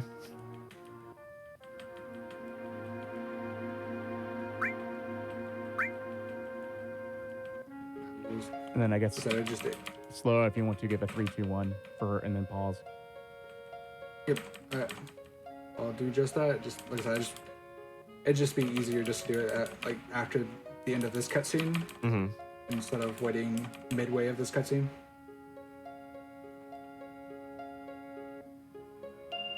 Okay, are you ready? Yep. Camper. All right. 3, 2, 1, pause. All right. We're not done with Final Fantasy VII PC whoops yet. We have a couple little things. These hotfix shows, of course, are provided by viewers just like you. If you would like to have ad-free viewing, please consider using the Prime Gaming account to support the weekly GDQ hotfix content. If you would like to support the channel in other ways, please consider subbing to the channel or even sharing our shows to all of your social media. Also, don't forget that Frame Fatales, the all-woman speedrunning event, promise I can talk, will be returning August 15th to the 21st with Flame Fatales. Go to gamesdonequick.com/Frame Fatales for more information on the upcoming event. We're going to take a small little break. This is a great opportunity for you all to get some water, hydrate, stretch, all that fun stuff. We will be right back with more Final Fantasy VII PC NA% skips. Welcome back to the Bargain Bin, a speedrunning show that showcases games all under $20. I'm your host, Midnight Vesper. Just a couple quick announcements before we can continue this great Final Fantasy VII run. If you are watching this on YouTube and would like to support our live content, please consider checking out our Twitch channel at twitch.tv/GDQ. If you have an Amazon Prime account, you can subscribe to any Twitch channel of your choice every month for free. Please consider using your Prime Gaming account to subscribe to the GDQ Hotfix or GDQ Twitch channel. Also, don't forget that Frame Fatales, the all-woman speedrunning event, will be returning on August 15th to the 21st with Flame Fatales.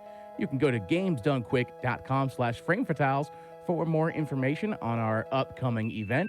It looks like we just got out of Midgar on Camper's End, and we're getting close to escaping at Midgar with Sloa. So I think now may be a great time to continue this amazing PC version of Final Fantasy VII. Alright. Alrighty. So I do want to say, again, yeah, this is a race, but I am the one running without manip, without pretty much the step counts, without a majority of the MIPS, just to kind of showcase it, show a more, I guess you could say, beginner-friendly route is kind of more of my intention. While Camper is showing the more, intermediate and a lot more of the, like, I wouldn't say necessarily advanced, but like more normal, I guess.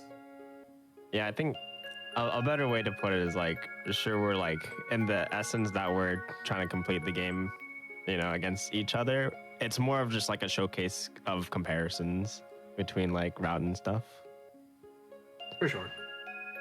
And that's very much what our like while Vesper wanted definitely was more intention of a race.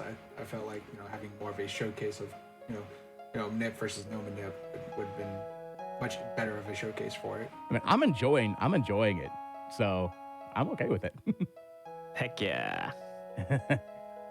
All right. Well, Camper, you want to go ahead and do the honors? Get back on the run here. All right, so we'll go and go.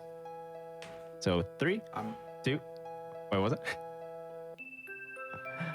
3, 3, 2, 1, go. Okay. Okay. So what I'm going to do here is something called Barrett skip. Essentially, I'm going to be trying to trigger the dialogue with Barrett here, as well as this little thing here where you essentially have the introduction to like changing your party members and such, because now we have more than just like the 3. So if I can get this right. No. And this is one of the more forgiving skips because you can like try it a few times. So basically, I'm able to just walk right out. And that's Barrett skip. Yep. Does that change how your party is? So it is just automatically set to what it was in the previous boss fight. So we just have Cloud, Baron, Tifa, and normally the game actually heals you there because of the way that it's set up. But we're hurting, which isn't a big deal. Yeah, unless you somehow got a pincer attack. Yeah, Which then you might be hurting a little bit. that's true. That's true. You might be in a little bit of trouble. And for Sloa, since you were over there at the prison, if I remember, since you named everyone A, it has a situation from the text box to check on either Barrett or Aerith. Have you ever made an accidental mistake of like maybe choosing Barrett instead of Aerith because of the A versus A? No, not really, because just the fact that I know that Aerith is always the third option, it's never really like a difference in the location of that, so it's always easy to know just hit just choose option 3, even if I could have, like Aerith be like Snickerdoodle and I know to pick Snickerdoodle. I think at my I next just know it's option 3. I think my next run, if I have the ability, I'd change your name to Snickerdoodle. Alright. I was like, why did that not work? Because I didn't talk to Tifa. I talked to the guard. Yeah, the hitbox on that, especially because he kind of says the same thing. It's just like, I see. Also, we have. Sorry, go ahead. I was gonna say was like, so an upcoming fight that Camper has here. It's completely RNG. It's probably the only real big, quote unquote, big RNG we have in the run anymore. And that's if Sephiroth will cast Life 2 if. Yep. I was gonna say, Cloud, yeah. If Cloud dies, and I mean Cloud, like if he gets hit, he's gonna die, like 100%. Yep. Like no ifs and or buts. We're okay. We're okay. Sephiroth can choose to be a quote nice guy and just spam Life 2 every time Cloud dies. I think my personal best on that is like 8 times, which is great because you can't do anything. Well, I think I've just always been really lucky with it, and he's only given me like 2. Two? Two? Oh. Yeah, whole two. A whole Dos? two for life too. Yeah, but I've been pretty lucky with that. I won't deny it. But I've also not run this very much. I do enjoy running it though. It's definitely one of those party runs, I guess you could say. It's a great run to throw in if you got a marathon coming up or something. This is something always really fun to show off to people that have never seen it, but have a like love 7. You know, it's a great game to just show off in general, in my opinion. Mm-hmm. It's always fun for someone who doesn't know much about the PC and they're beating Final Fantasy VII in what estimate? Yeah. Yeah, that's always it. I used to have it. I think I used to end up doing about like 315, I think, but now because of everything now I do 230 because Yeah. it's like 315. Like I could get that maybe if I like fall asleep.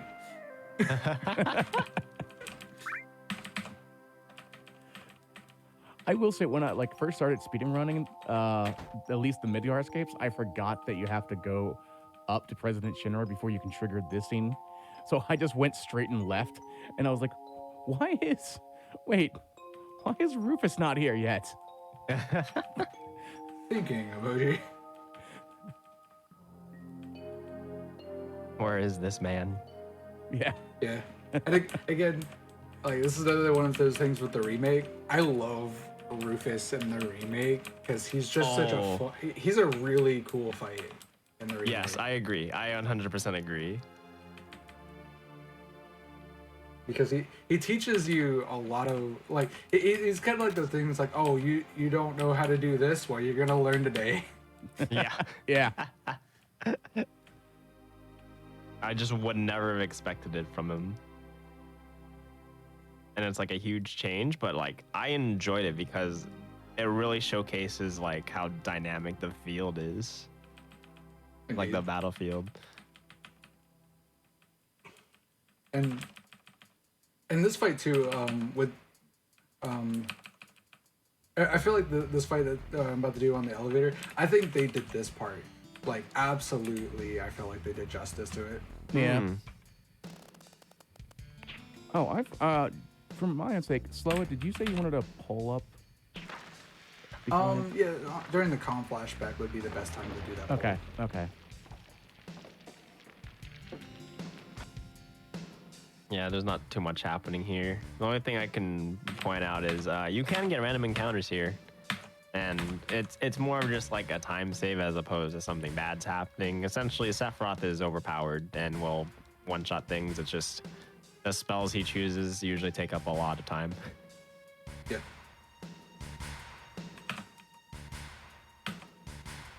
But otherwise, we just have to go through the flashback sequence so we can get to a certain part of the game. And then stuff happens. Okay, I'm actually going to be losing a little bit of time here. I forgot to swap back to active. So I'm going to lose a little bit of time on this Oh, fight. no. It's not like the biggest. It's not like the end of the world. It's just more of ugh. I have to sit through this with like.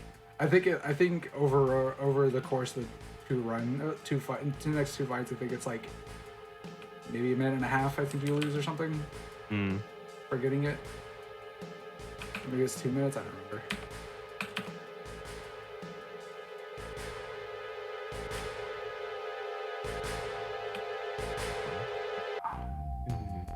It's gonna be. I think it's gonna be really tight on my grenades. Do you I have 20 Braver? I have Cloud? 26. Yeah, I think I do. I have 26 grenades. That should be enough, right? Are you about to go into Motorball?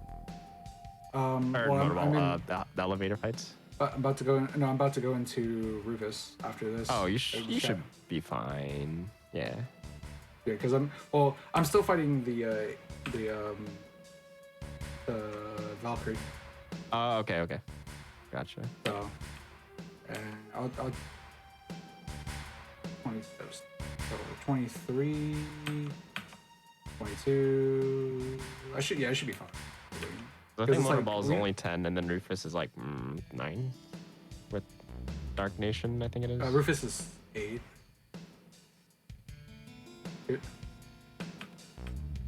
Yeah. Okay. I should be fine. Believe. Yeah, I believe. Yeah. Plus, I used Barrett's limit.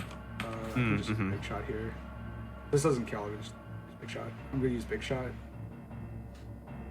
So what I Grenade. did here Safety strats. briefly, I exited the reactor and went back in because it deloads Sephiroth. That way I can just run through. Since I accidentally took off his stuff, I'm just gonna do it now, just so I don't forget. Actually, no, I'm gonna actually take it off because if I'm gonna use.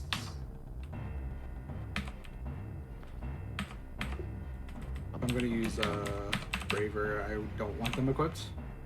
I want to put them on it after.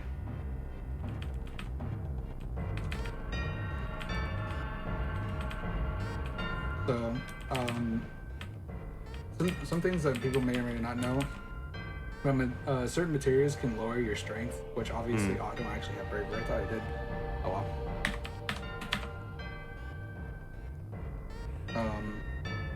But it can actually lower your strength, which in turn will make you do less damage with your grenades. So I'd use one grenade there, and then I think it's real quick, like I said, I think it's 8 on Rufus. So I noticed that both of you ended up attacking the animal. I don't remember what The dog? Oh, the doggo. dog. Yeah, Yeah, yeah. Is there a reason why you attacked that first? Versus You were Rufus? trying to kill him before he casts barrier. Okay, it was 5 actually. No, pretty sure that was 5. I just used. Oh yeah, I should be fine. I think I just wasted 1 because I queued 1 up, but that should be fine.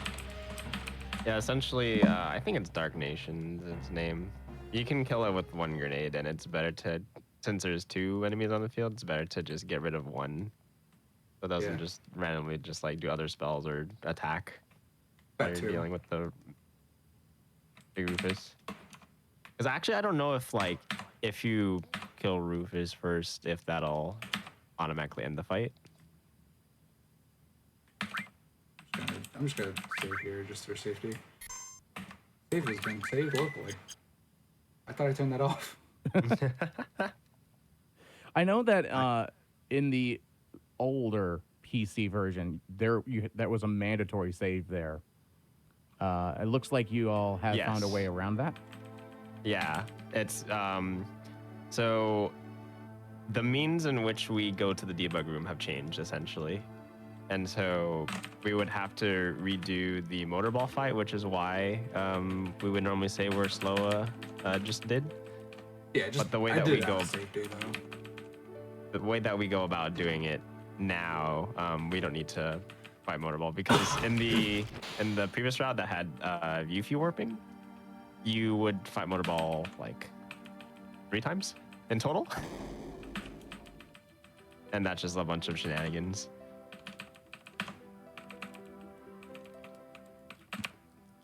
Shenanigans, yay. But Yeah. you said it should be 10 grenades for motorball, right? Yeah, I think Okay, it's 10. I should probably have like 3 left over then.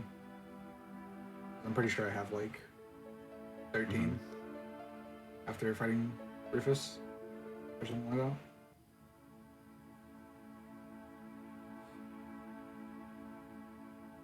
But either way, I should be good if it's only 10.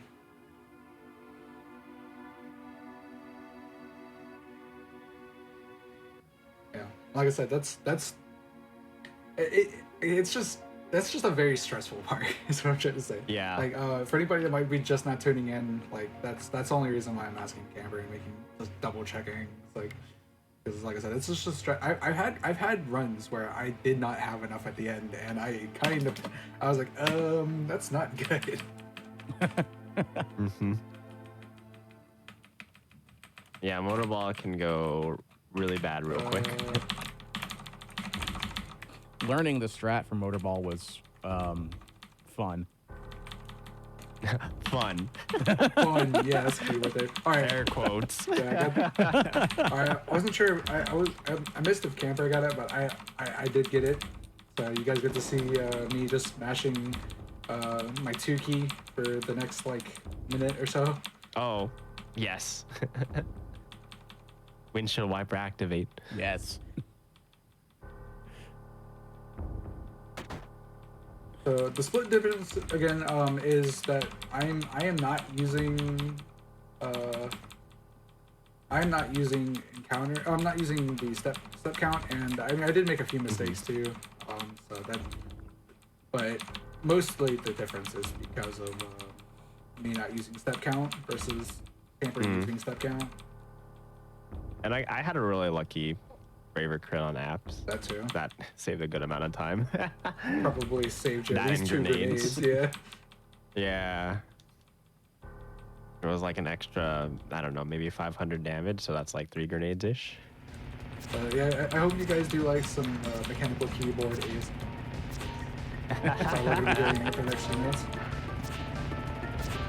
Something funny, you can exit the screen downward, and then you both ways, either if you go left or down, goes to that screen. But if you go down, it puts you a little bit further ahead for whatever reason. I guess I can show it. I never knew that. It's so weird. It's so weird. Wait, let me go back. So essentially, we have this screen, and it's like, oh, you're intended to go like this way, right? And then if I go backwards, it's like maybe 1.5 steps. But if I were to go down on this screen, then I've got like 2, 3, 4, 5. It just doesn't make any sense because you end up in the same place. That's interesting. There's no reason. Just not a single reason.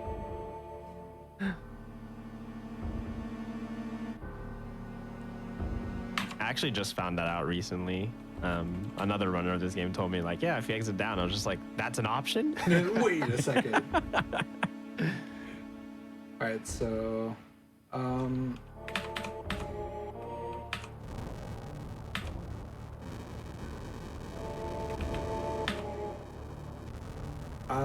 okay, we're in a bit of a pickle here. Uh-oh. I forgot to equip the lightning material. Oh no. That's not a good thing. I have 2 limits. I might live. That's a lot of damage. That is a lot of missing damage. out I on. might have. I'm just gonna reset. That's a little damage. It's a little bit of damage I'm missing there. Yeah.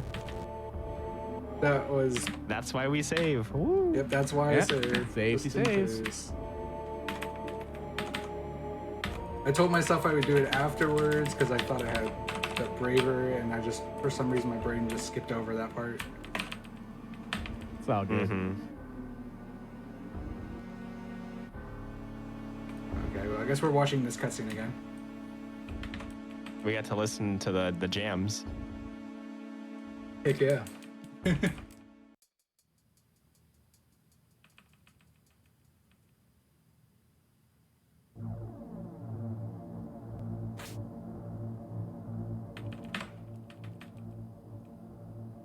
Yeah, Cloud just casually jumps over the fire. Someone in chat said, no biggie.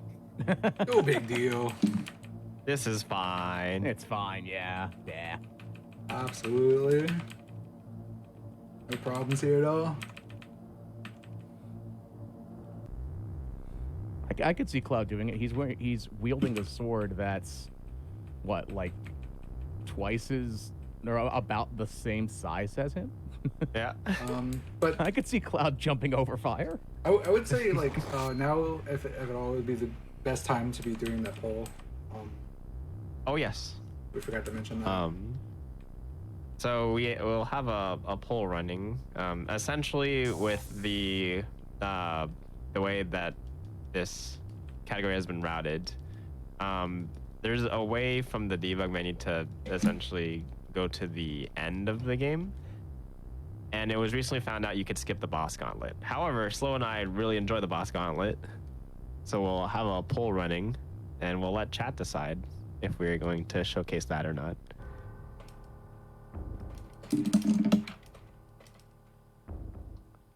Fantastic. Do Love you it. like extra Shout out to content? Richard. I love it. I love it. I hate extra content. What are you talking about? That's awful. I'm kidding. Do you like extra content or detest puppies? Make your decision. What? What? There is one right answer. Here, That means we're doing the boss rush. there's one Also, right answer. That answer is option 3. If I'm correct, there may be some flashing lights coming up soon on your screen, Camper. Correct. that Yeah. Yeah. Good. Okay. Good catch. I saved it. So it might not be this, but there's like a part where it kind of like goes between Cloud and Sephiroth, and just like this white screen shows up in between it and flickers. So if you are sensitive to this, please look away. Good call. Good call. I always forget about that when I'm running this. So yeah, it is coming up on my side in a bit here, and I will give a heads up once it's done.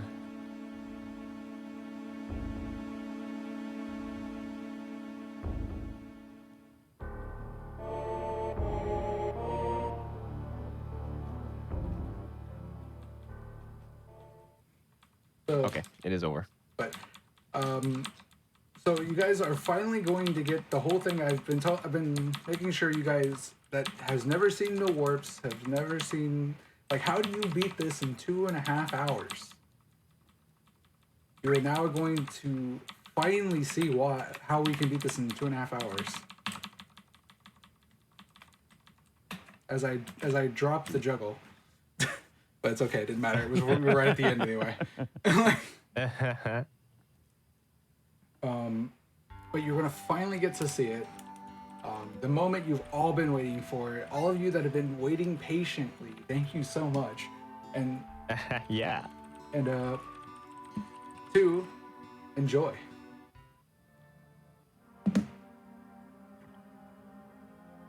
The first thing we're gonna show off is the Midgar Zolom. Not really skip. I mean, there is another quote skip, which I will try to do. But it's more of like a manipulation in the sense that we're manipulating its movement. Because if you've played this game casually, more often than not, you know the Zolom, the big snake.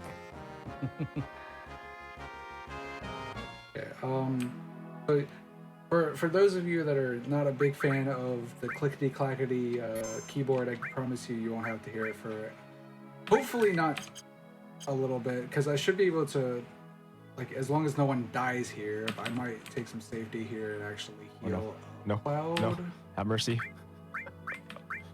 Okay. Yeah, I'm just gonna like, if I don't have to heal up too much, which is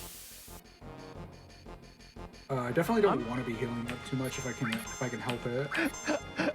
I'm confused at what Zolom just did. I don't know either, if I'm gonna be frank. I have no idea what just happened. But that wasn't the manip.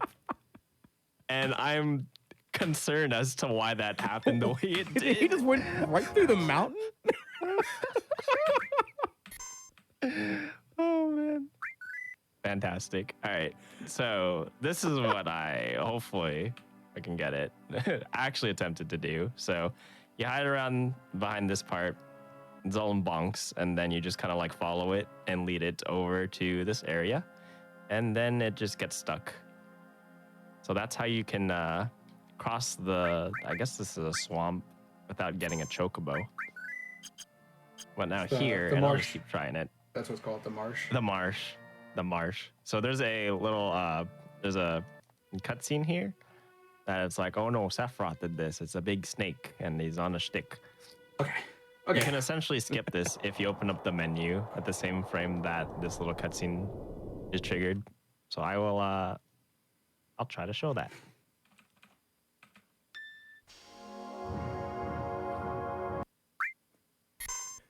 I think even chat is just like, Yeah, like I've never seen that from Zolas That's before. the first time it's happened to me. I was completely anticipating getting like attacked by Zolom because it was heading towards me. I was like, okay, sure, I'll just reload. But then it just went through the mountain, was doing like spins and stuff. Yeah. At 360 no scoped me. It was just a bad time all around. just all around.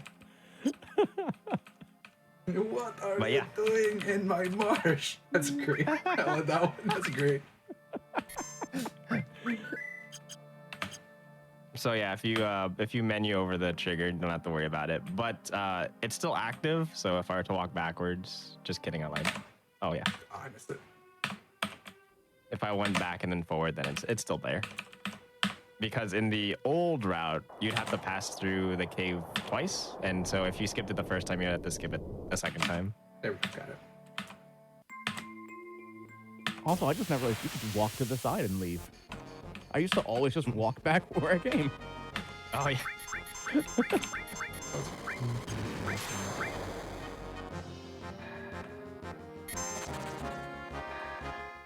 Oh, you also see me, like, I like to do it. I just spam, like, changing which character is going. It's because when you escape, then that menu disappears. That gives me an indicator of how long I have to hold the shoulder buttons.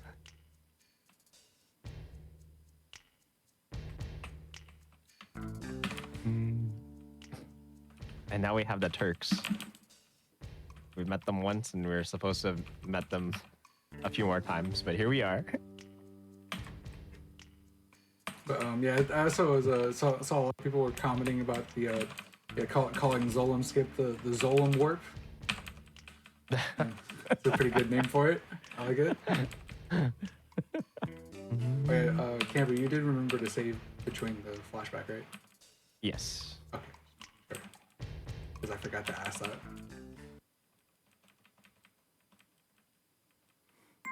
So yeah, that save that we did, like kind of like middle of the flashback is gonna come into play actually here. So I'm gonna make a save outside here.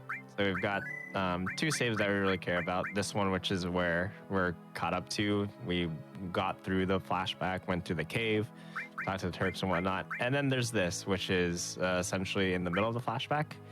What I'm gonna do now is exit out of my game, and that's the run. So take it away, Saul. All right, thank you guys for watching. I'm kidding. So I'm going to load up the intermission save, essentially. And then this is where we're going to be performing something called Mansion Skip, which was discovered by RJ the Destroyer. So essentially, we're going to watch this scene where you're supposed to go into the mansion and check in on how Sephiroth's doing in Hojo's study. He's not going crazy or anything. He's just reading some books. And so essentially, you're not like intended to leave this screen at all. And you'll notice that when I exit the mansion here, My man Sephiroth. essentially. Oh, nice. Well, what happened? Cloud died and he's still attacked instead of life too. Oh, nice. Praise be I to was just like, my Sephiroth. man Sephiroth. But yeah, there's these NPCs that kind of block your way.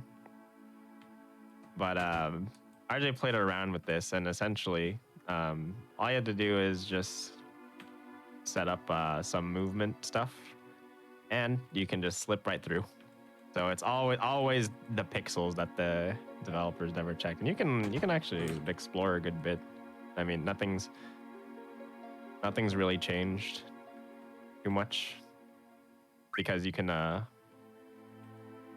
explore this in the middle of the flashback. The difference is you're not supposed to be able to kind of escape now because there's just Cloud in the party. So what we're gonna do here is we're gonna go through here, and instead of like the middle part, because there's Neville, and then there's like the middle section, and then there's Mount Neville, which is where we're at. It skips that middle section because we're kind of like in the flashback mode, and we're not supposed to be here right now. But what we're gonna do is we're actually gonna force a death, and this is the setup for warping shenanigans. Warping? What's that? Warping is what happens when I leave a chocolate bar in the sun for too long and it's no longer a bar. It's just a puddle of sadness. God damn it.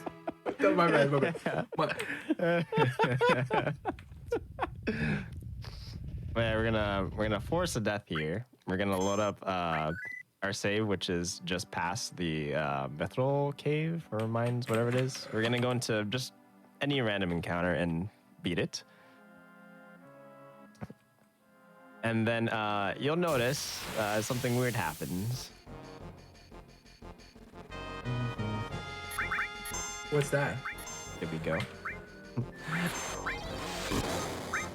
I'm glad you asked, my dear Slowa.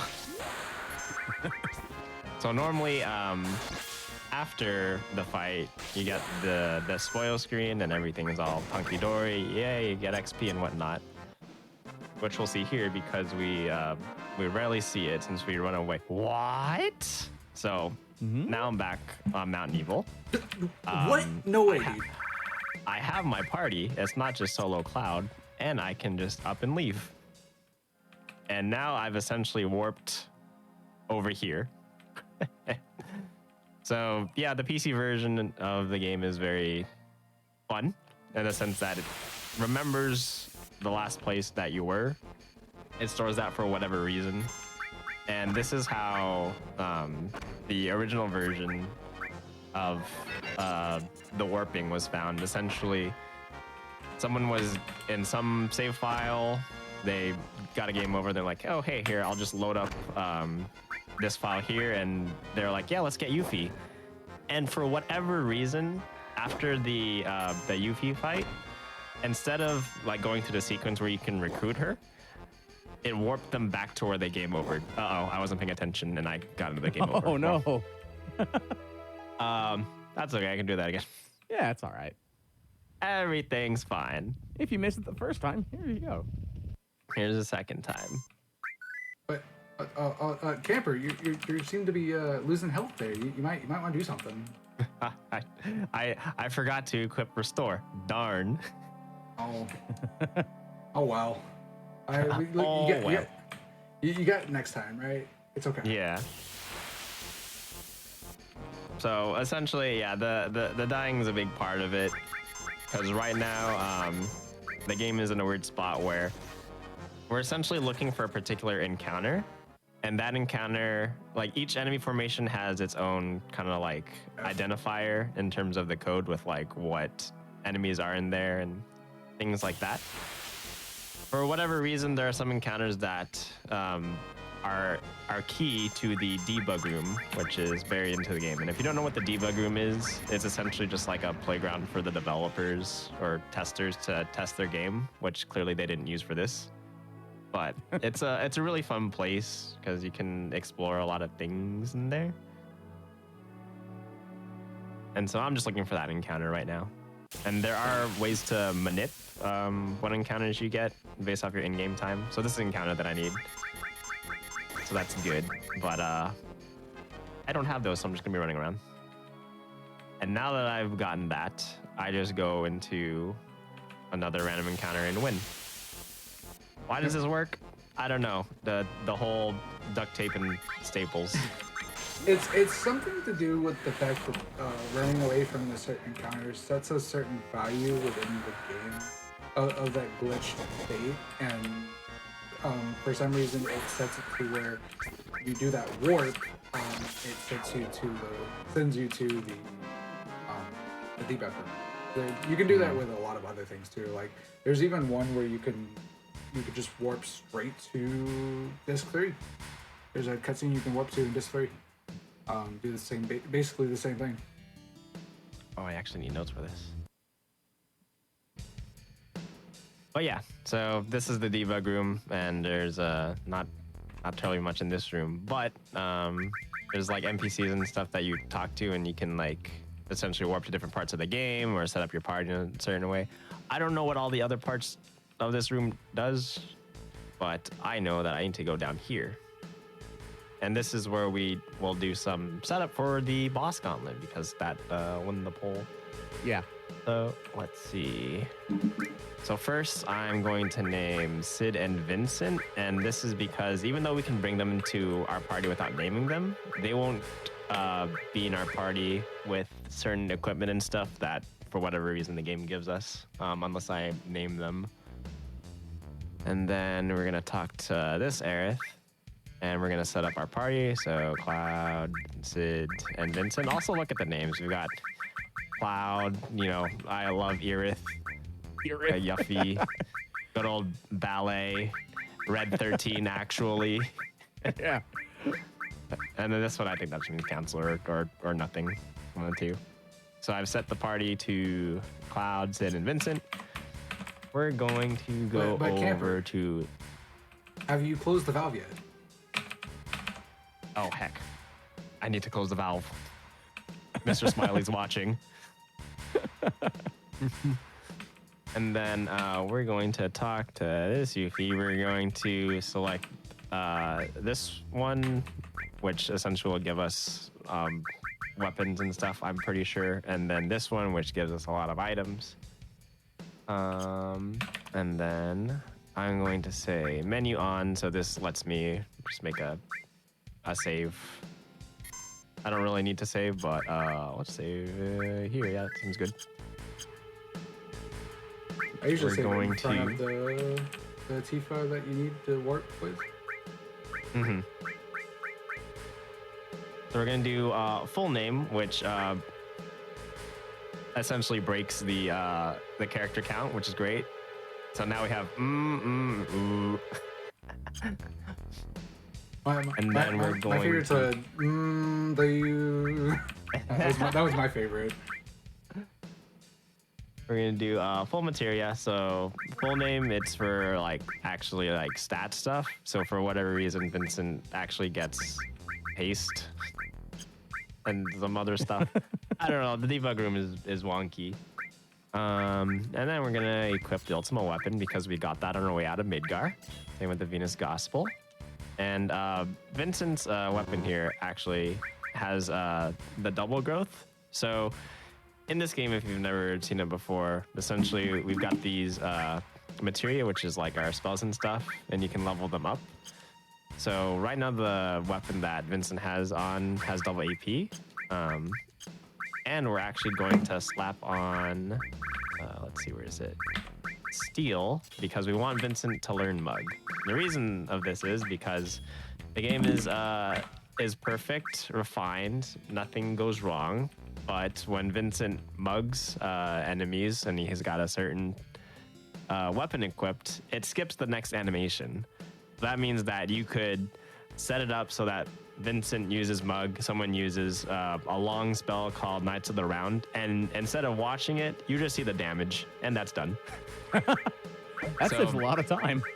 Yeah, the main reason we use it is to skip the boss death animations, so that's why that's there. But Steel is the like level 1 version. So if you've seen the ability list, we have Steel in like white, and Mug is kind of grayed out. So we need to actually level up that materia so Vincent can get Mug.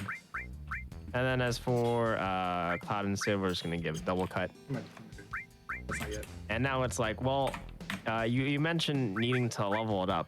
How are you gonna level it up? Well, luckily they left a little battle 999 in here, and it's a very intense battle in the sense that we're fighting pyramids. We're fighting Reno's little pyramid thing.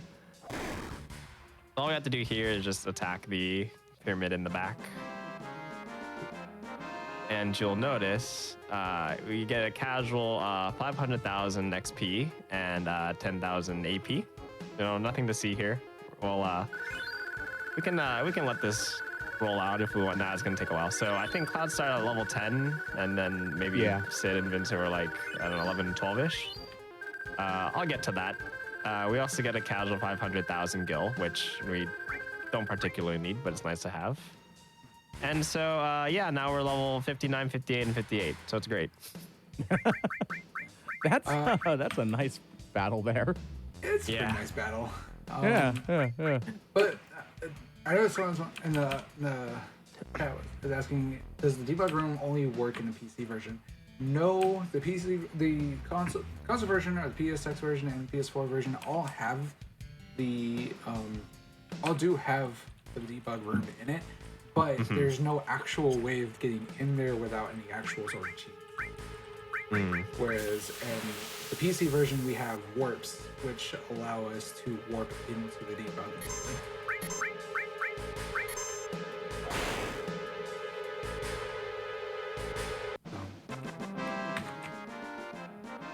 But yeah, I need to do this fight one more time so that way Vincent learns Mug.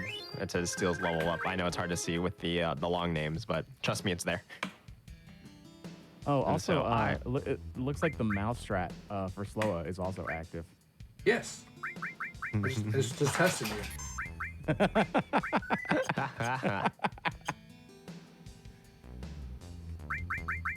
So now all I have to do is equip this, and then we'll be able to start the boss rush. We seem pretty powered up compared to when we first came in here, right? And we have a lot of money. A little bit. You're a little powered up. Just a little bit. Just a bit. All right, Just a bit. and then it is 4-4. So these, I have no idea what these are, but essentially these are just different parts of the story and stuff that you can like select to go to. And that's essentially, you know, they want to test that their scripts are working, which is like dialogues and whatnot. So you just warp to a place and see if it plays out correctly. We're going to go over here. And keep in mind, we're doing things that are not intended. So as far as if you know FF7 on like console, there's different discs, and each disc kind of has its own set of like FMVs, which are the intro scene with Aerith and the stars and stuff.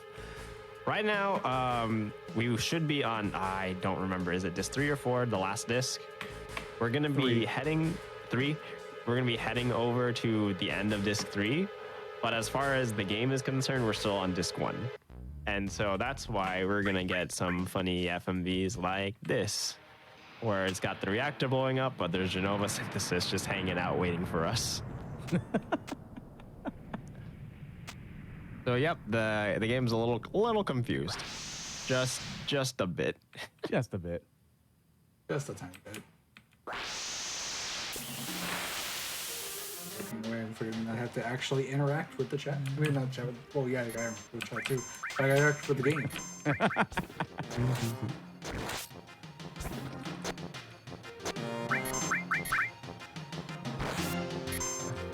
Oh, that's fine. So, yeah, this part is just, it just looks absolutely silly because it's like the game is trying to play cinematics, but it's like, when it goes to play, like say for example, cinematic 1 or whichever it is, it actually ends up just playing the one from disc 1, not disc 3. Yeah. So that's why it looks all wonky. Yeah. As far as this boss rush goes, you'll see I do double cuts with Cloud and Sin, just have Vincent wait for that mug glitch. And you'll notice the big difference, how I mentioned the mug glitch skips the next animation. In the previous boss fight, you saw that they started their victory pose before the boss kind of like disappeared because it was doing its death animation. So it's just like little time saves like that. But on the Sephiroth fights, it's a lot more because you play this game, some of that death animations take a little longer. Yeah. It's kind of awkward if you end up missing the mug. Mm-hmm. You have to make sure you're doing it correctly. I love how the names just carry on outside of the boxes. Oh, that's great. We got so many stuff. Let's see. I got a save crystal in here. Yes, let me use that wherever we are. Can I get F's in the chat for Tifa here? Rip. So I don't need to do this, but I kind of want to see what happens. Okay, never mind. Okay. Yep, all looks good.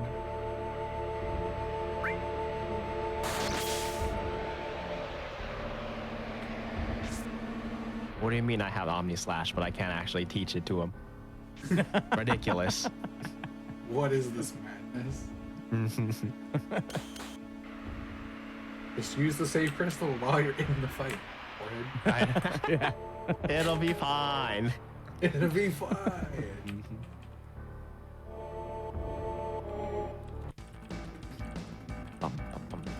So yeah, this is Bizarro. Normally you want to wait a little bit because Bizarro can heal itself with Bizarro energy, which is what that is. Uh-oh. And once again, I do want to give everybody. There's a particular scene here that is a bit of a flash warning. So I know we're like Camper's pretty excited. Has a pretty exciting moment here where he's about to fight Sephiroth and everything. But I just want to make sure everyone knows that there still is the flashing warning here. So.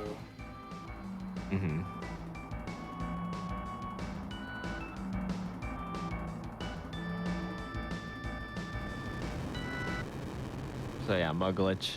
Keep waiting, and things are happening. Yeah. That's all those other things. You gotta make sure you wait like at least like 30 seconds or something like that before you issue your attacks, or else you won't quite kill him with the mug.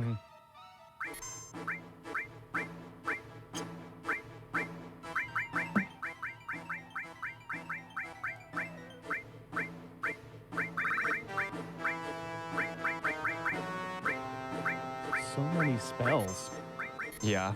So we have Master Magic on Vincent literally just for this fight, because Sephiroth opens up with that.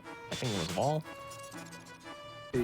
and that would reduce the amount of damage that Sin and Cloud do.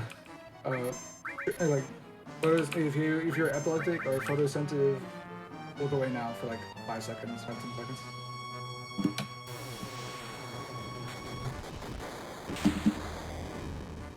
All right, you're good. Oh, Vincent got slapped. All right, since you guys wanted extra content, Camper, you know what you gotta do. Yep, absolutely. It's happening. All right, so yeah, with that bug glitch, that Sephiroth's death animation is super long usually because he fades away to, I don't know, the far plane or somewhere. And that mug glitch saves that, and we just carry on. To the very last fight, and of course, we gotta do the limit break swag.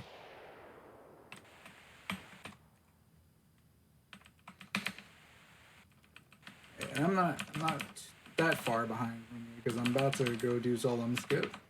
So. Oh yeah. Thankfully, I'm not too far behind. So. The bridge with Airbuster broke, and now we're here. Good old.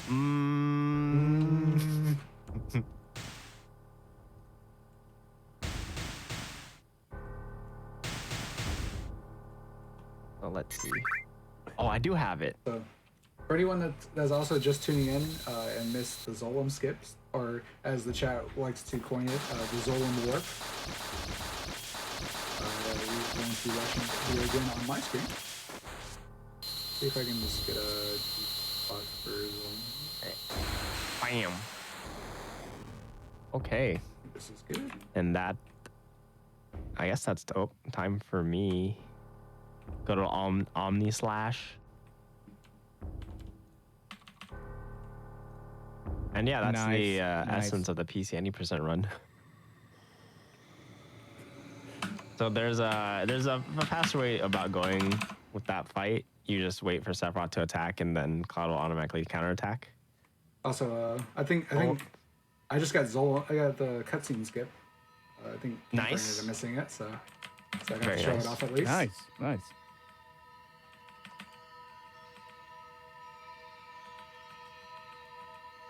Yeah. So that's this boss gauntlet has been routed out, but I can essentially show what it would have been. Yeah. You mean the lame, the non-extra content? What the heck? Yeah. Let's see. All right. So pretend that we just got to this part of the debug room. Pretend I don't have all these levels and such. All that prep that I did for the boss gauntlet. If Hold I on. just go to Tifa Throw it here out the window. and say yes, I want to go over to this. I think it's 4-0. All I have to do to skip all that is literally press and hold R1. I know And so you're that gonna. skips Nova Synthesis fight, the 2 Sephiroth fights, and then we're just right before going into that last little section with Sephiroth. Yeah, you guys thought it was gonna be something like super omega complicated. Nah, you just press one button. You just hold a button and You that's it. just hold a button. That's all you gotta do. Yeah, and that wasn't found out until like fairly recently, I think.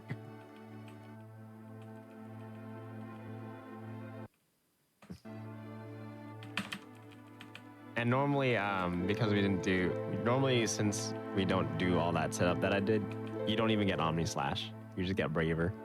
It's like, what is this? All right, so we're gonna be once again doing mansion skip. Which again, if this is something you guys are just tuning in now and you're just like wondering like, what the heck are we doing? I mean, for one, it's a race. Obviously, Camper has indeed won. I still got a few more matches there. But if you missed out on mansion skip, you get to see it again here, instant replay. If I can get it up quickly here. Looks correct. First try, I believe. Let's go. All right, and then, well, again, if you guys haven't seen the warps, so what we need to do is we actually need to go ahead and just kind of, unfortunately, die here. So to set up the warping, as soon as I get an encounter, takes a little bit sometimes.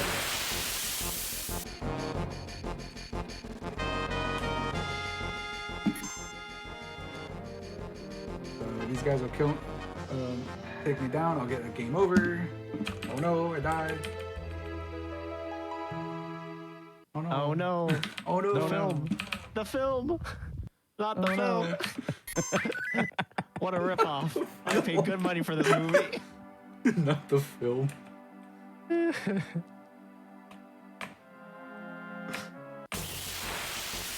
Alright, and then we're gonna actually Hey, want to question find. in Oh, that's chat. not weird. We got back into there.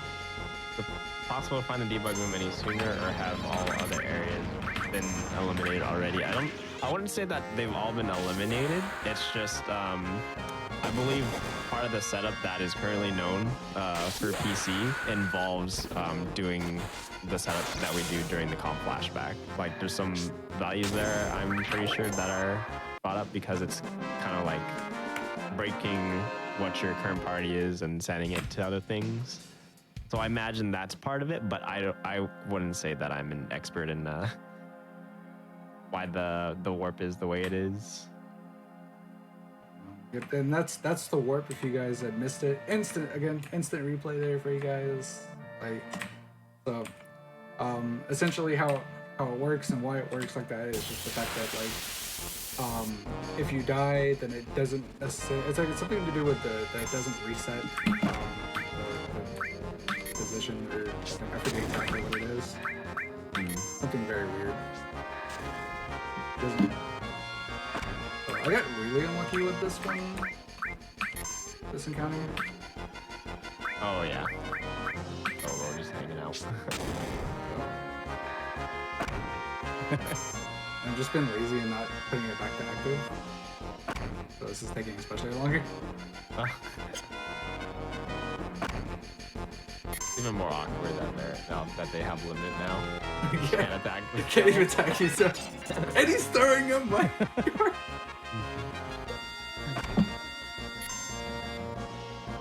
He's gotta make sure he's got them barriers for my non-attacks. What a time waste.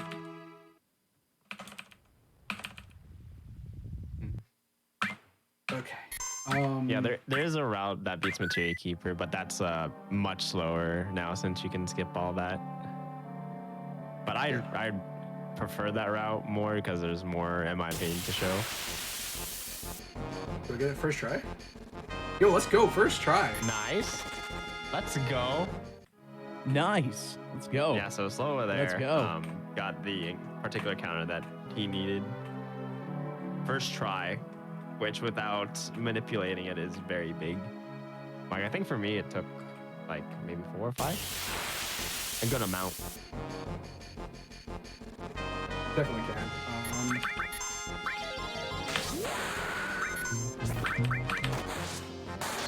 I think you all got the same Yeah, I enemies, too. finished with that one. So. Yeah.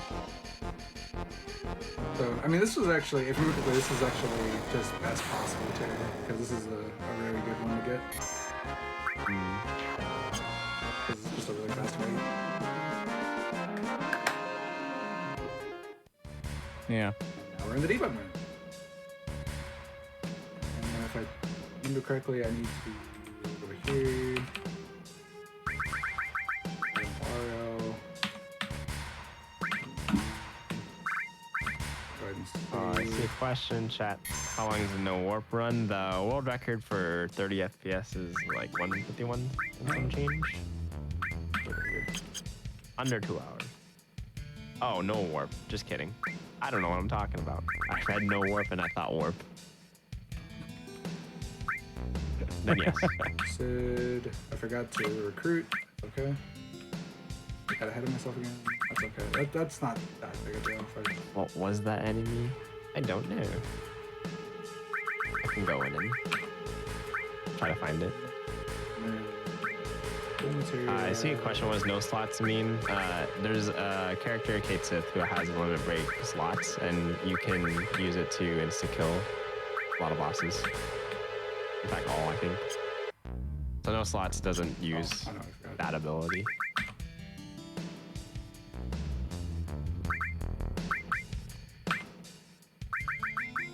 And that's the category I've been learning. So you're gonna showcase that soon, right? Right? Yeah. It's a lot of fun.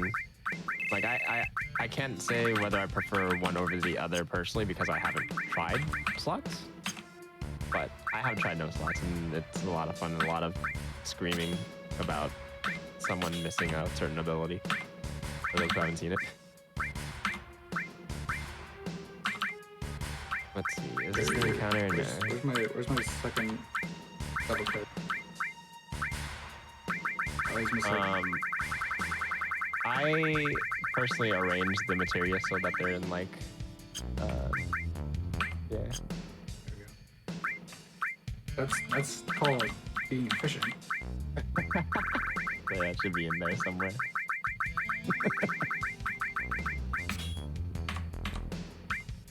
I love the material that's just like that goes Yeah. all the way across the screen. So I want to put it on Vincent's weapon because it's double, right? Correct. Okay, Yep. so I thought- And then Master Magic on Vincent. Doesn't matter where. Alright, And then front row cloud. oh, am I supposed to find it? Doesn't matter here, but you can do it. You can do it right here. Just as long as it's before the rush. Before you the can fight, do the right. rush. Because he won't actually do 999. Mm-hmm. Let's see. Oh, everyone's got limit. Okay. So for someone who asked in chat what this enemy is, that's the name. I don't know where version 1 is, but I presume that stands for version 2. What is the, okay, so someone in the chat asked, what is the longest speedrun? I believe that it still goes to Dayton Kaios 100%, Yeah. which is a total of 255 hours and some change. So it's under Too long. 2 weeks. Yeah, too long. Yeah, that's the way to put it.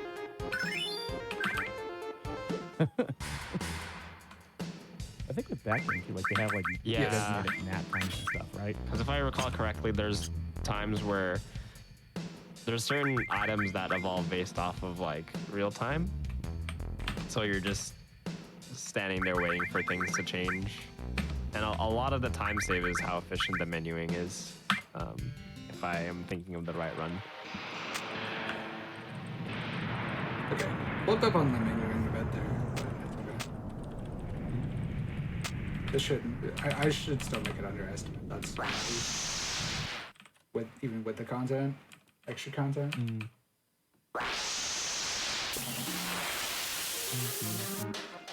Oh, I'm being corrected. It's a VR2 related to the VR6, which I have no idea who that is. Or what enemy that is. Oh my goodness. Didn't matter anyway.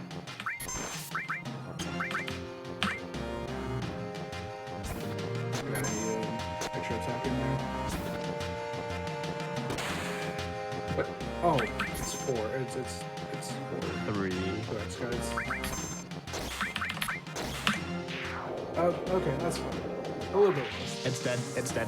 That's all that It matters. doesn't matter. It's matters. I just forgot. Okay. It's 2. It's 2 for Bizarro, right? Yes. Okay, that's why I made the mistake. It's 2 for Bizarro, and then it's 4 for Nova and Savory. hmm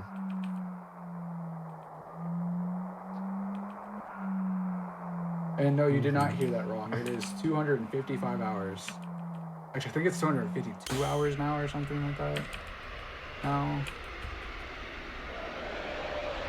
Because there's so the people ask like, how do you like optimize a 2-week speed run like that? And the answer to that is the fact that just menu optimizations, making sure you're doing the menus fast, quickly and efficiently, because it's 255. It's like 250 something in-game hours.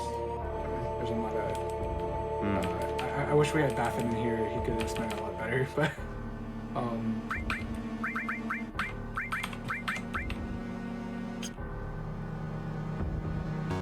what the heck? I think Camper's Yeah, trying to go. I gotta and shout find out the you. girl who was ratted out, which is the whole reason I stopped running on. I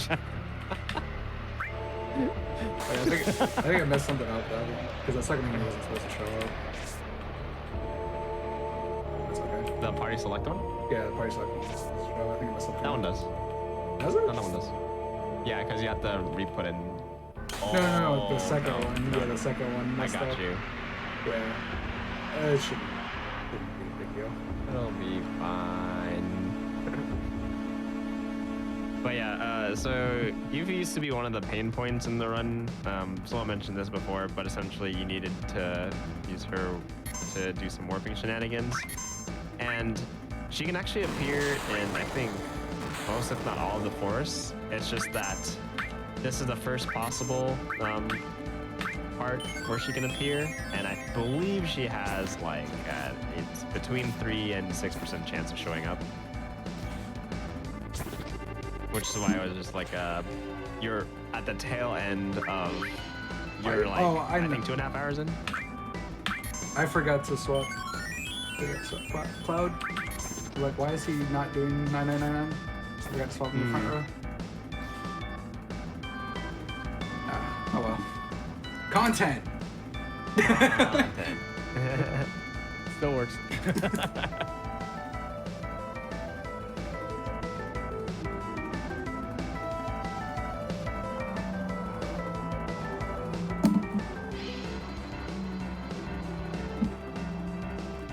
But yeah, I remember with the Yuffie stuff, and this was actually like, so back in my day, Back in my day. there wasn't a bunch of manip stuff other than step route, but it was later discovered you can manipulate a Yuffie to appear. So that took a turn, and now it's completely removed. So sad times. But yeah, I don't know what count I'm on. I think like 5, 6. But this is pretty much the epitome of why it was removed. Though it saddens me, I understand. Yeah. That's crit. That didn't matter.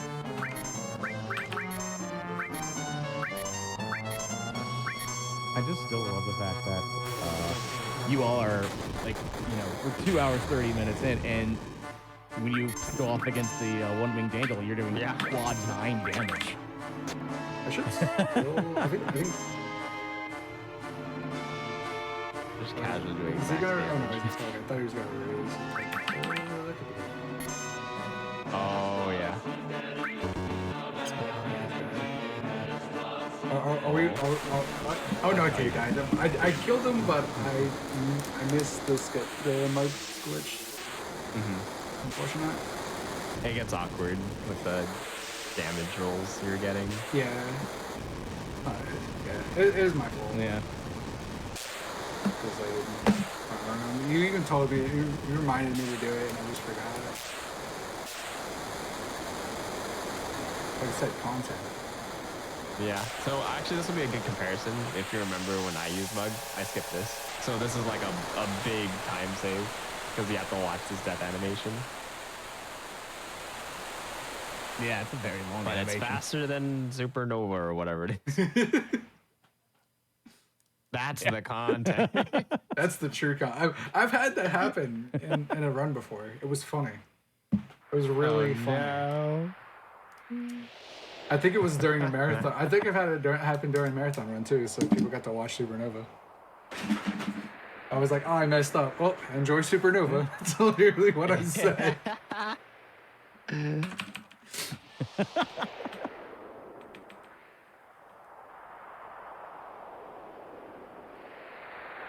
All right. Time is going to come up here for me soon. PM. Of course, I've got to have even more content for you guys. Yeah. You know. I think we're gonna showcase one more fight after this. We got some. We do got some a little bit of spare time from what I was told. So.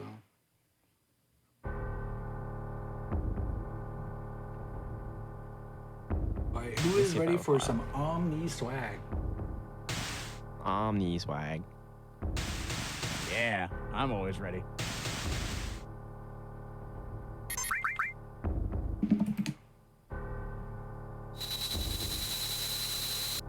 Like I'm really hoping that in the remake that they do this part justice.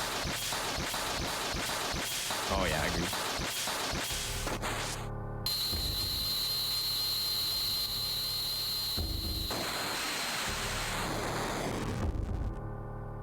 There Look it at is. that. GG. I meant to say time. G But you guys know. GG. Woohoo. Made it. So, do you all have any shout outs or special thanks to the community and I stuff? will say, so if you are unaware, there is a site called speedrun.com, and each game on there has like its own little page and such, and there's a lot of good resources for Final Fantasy VII. Not specifically that, like for like a bunch of games, but for FF7, there's a lot of good resources there if you want to either to learn the run or kind of like ask around what's going on. There's also a Discord that should be posted in there, and that's always a good place to ask questions if you're curious about that and stuff.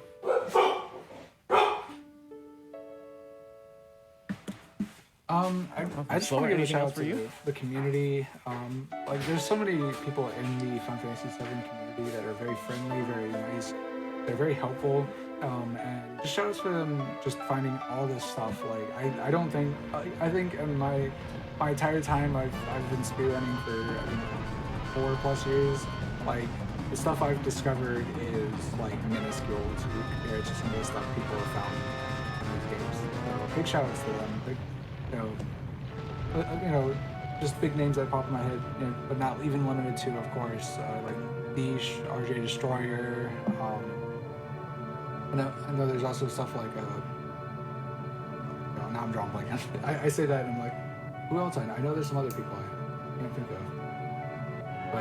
But Niche and RJ Destroyer are definitely two big ones that pop in my head because they're just some of the few people that have routed this out and figured out the step count, figured out how to implement all these glitches, these skips, these warps, and if we didn't have them, then we wouldn't be here where we are today. So I just want to give a big shout out to them. So I think now, if we believe we have enough time, if we want to discuss the fight that we were talking about, and as well, I think Camper had a special kind of layout that he wanted to show, so we can probably we can two birds with one definitely stone do by that. So, checking out in chat, he goes by Brendonius.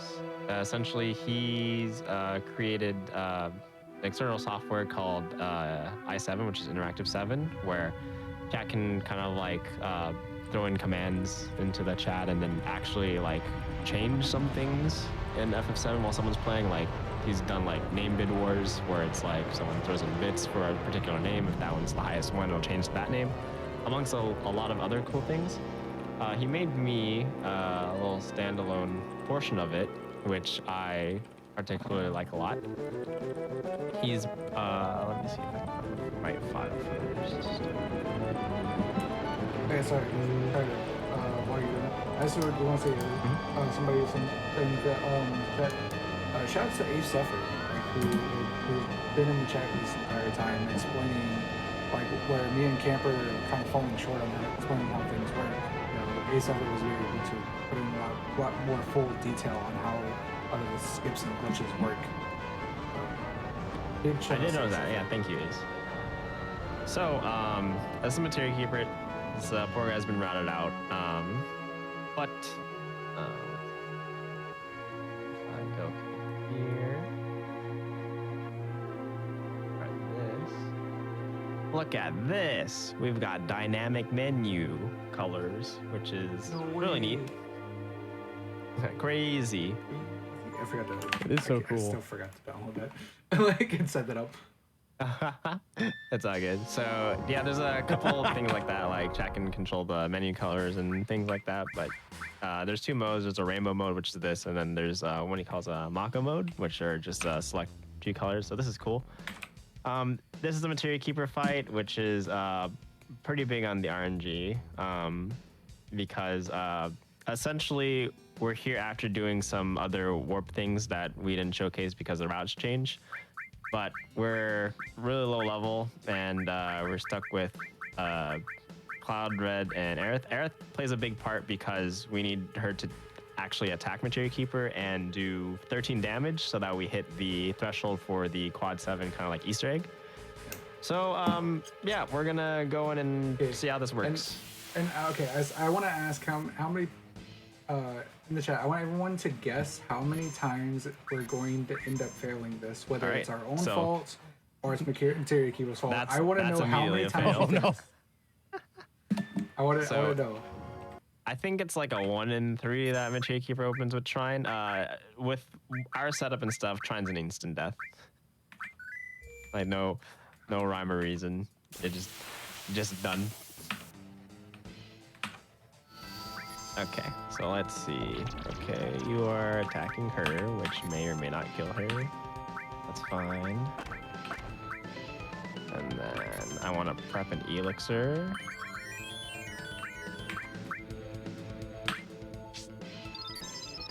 Okay, cool.